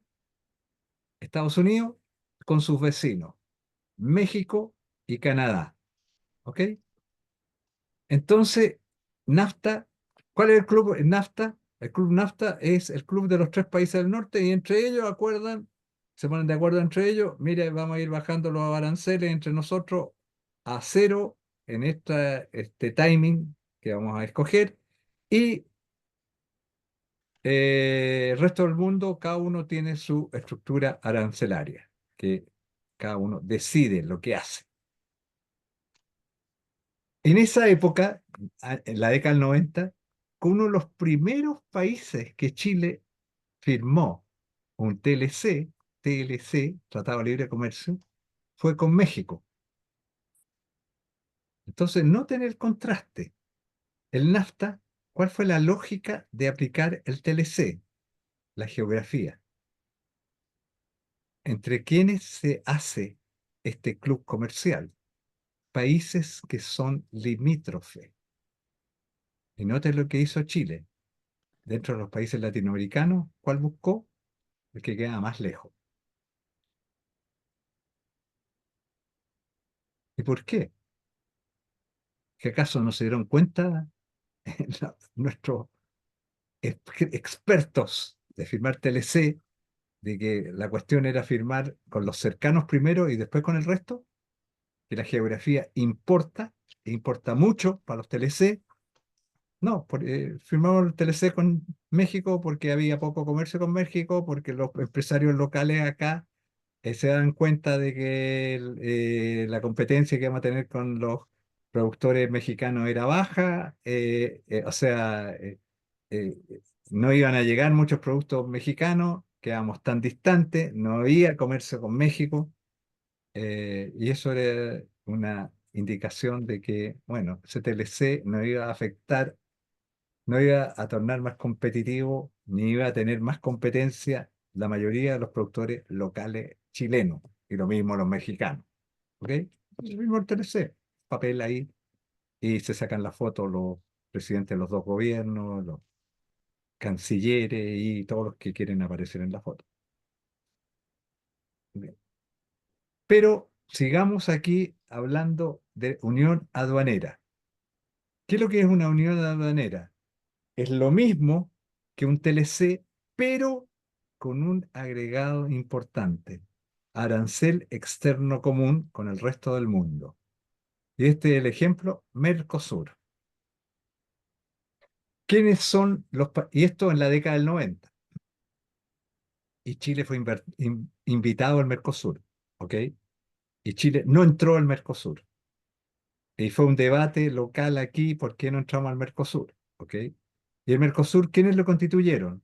Nuevamente noten la lógica geográfica: Brasil, Argentina, Uruguay, Paraguay. Mercosur.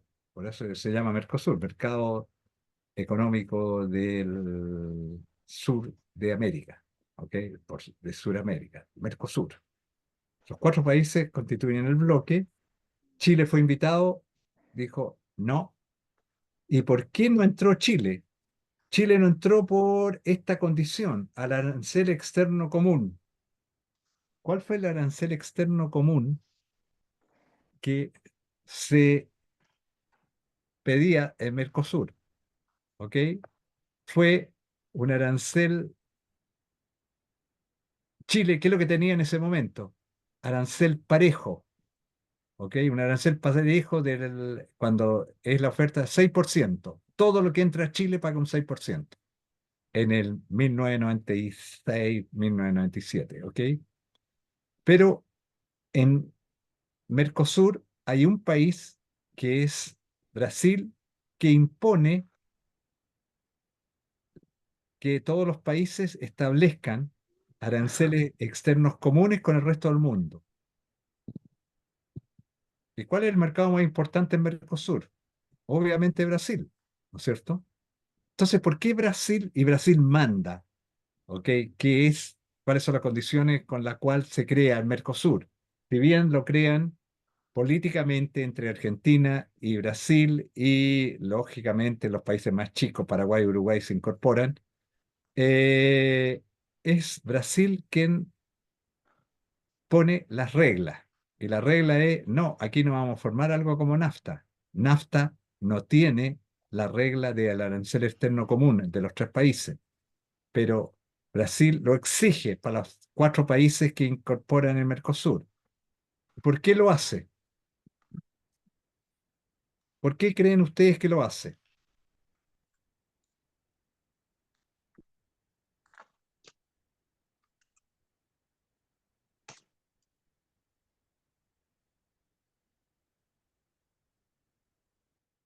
¿Por qué Brasil pone esa condición? ¿Exportan más que los otros? Eso no tiene nada que ver. Aquí lo que estamos estableciendo son las tarifas sobre las importaciones del club, Ya, no ok. sobre las exportaciones, sobre las importaciones. ¿Ok?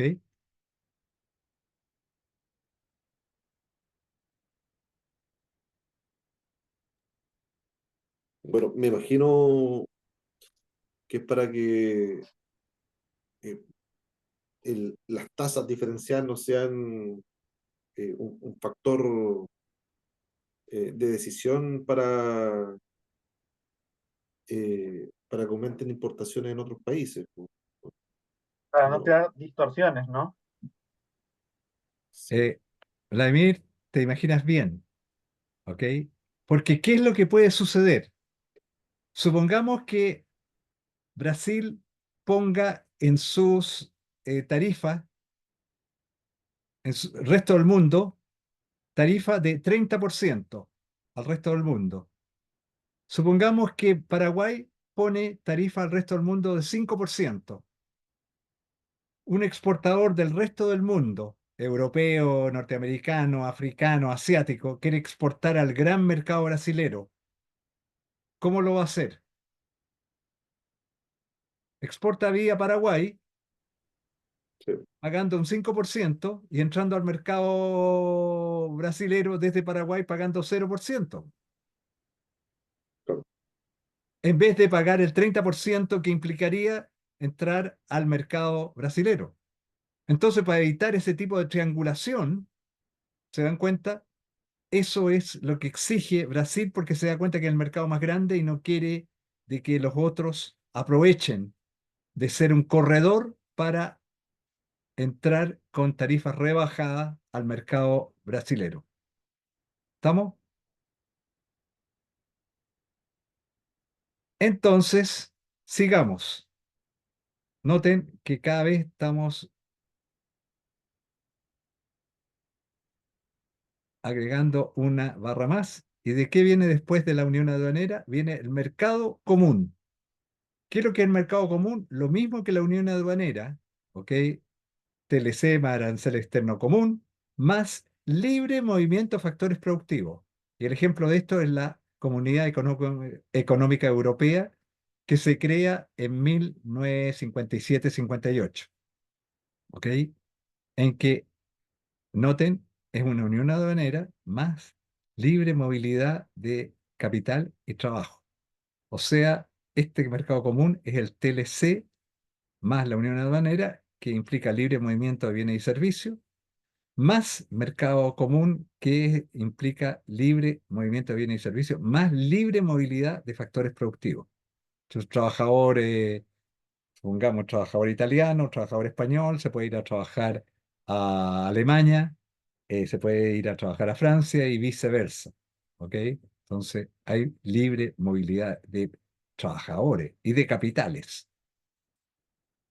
Y por último, llegamos aquí, saquemos esta cuestión que me molesta aquí. Pum. Unión económica, que es el avance sobre el mercado común. ¿Qué es lo que es la unión económica?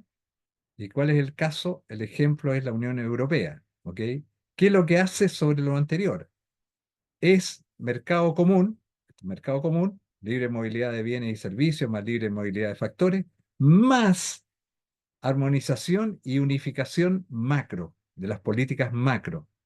Cuando hablamos aquí de políticas macro, hablamos de la trilogía: política fiscal, política monetaria y política cambiaria. Y esto es la Unión Europea, que se crea en la década, fines de la década del 80, principios de la década del 90, y que se consolida con algo que no era imaginable, que teóricamente se planteaba, con la moneda común, el euro. El euro se inventa en 1992 y toma 10 años hasta que se implementa. Y noten lo que hacen los países con el euro. ¿Ok? Alemania elimina su Deutschmark. ¿Qué son las cosas más sagradas para un país? La bandera, el himno nacional y la moneda. Y aquí vemos los países europeos abandonan inclusive su bandera, salvo los partidos de fútbol, y tienen bandera común. Si tienen bandera común, ya tengamos también una moneda común. Moneda común, los franceses abandonan el franco, los italianos la lira italiana, y los españoles la peseta, y todos se van a una moneda nueva que se crea en este siglo, fines del 2000, toma hasta el 2002, en instalarse y acreditarse. ¿Ok?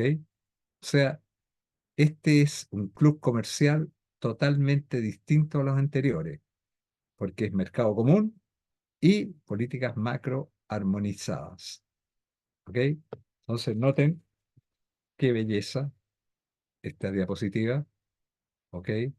En que tienen las distintas áreas, los distintos clubes comerciales que operan hoy día en el mundo en una sola diapositiva. Una diapositiva en vez de tener 30 páginas de un capítulo de un libro hablando de áreas comerciales preferenciales. ¿Han visto síntesis mayor? Ok, justo a la 1 terminamos con esta presentación sintética y nos vemos entonces a las 2. ¿Ok? 14 horas hoy día, ya que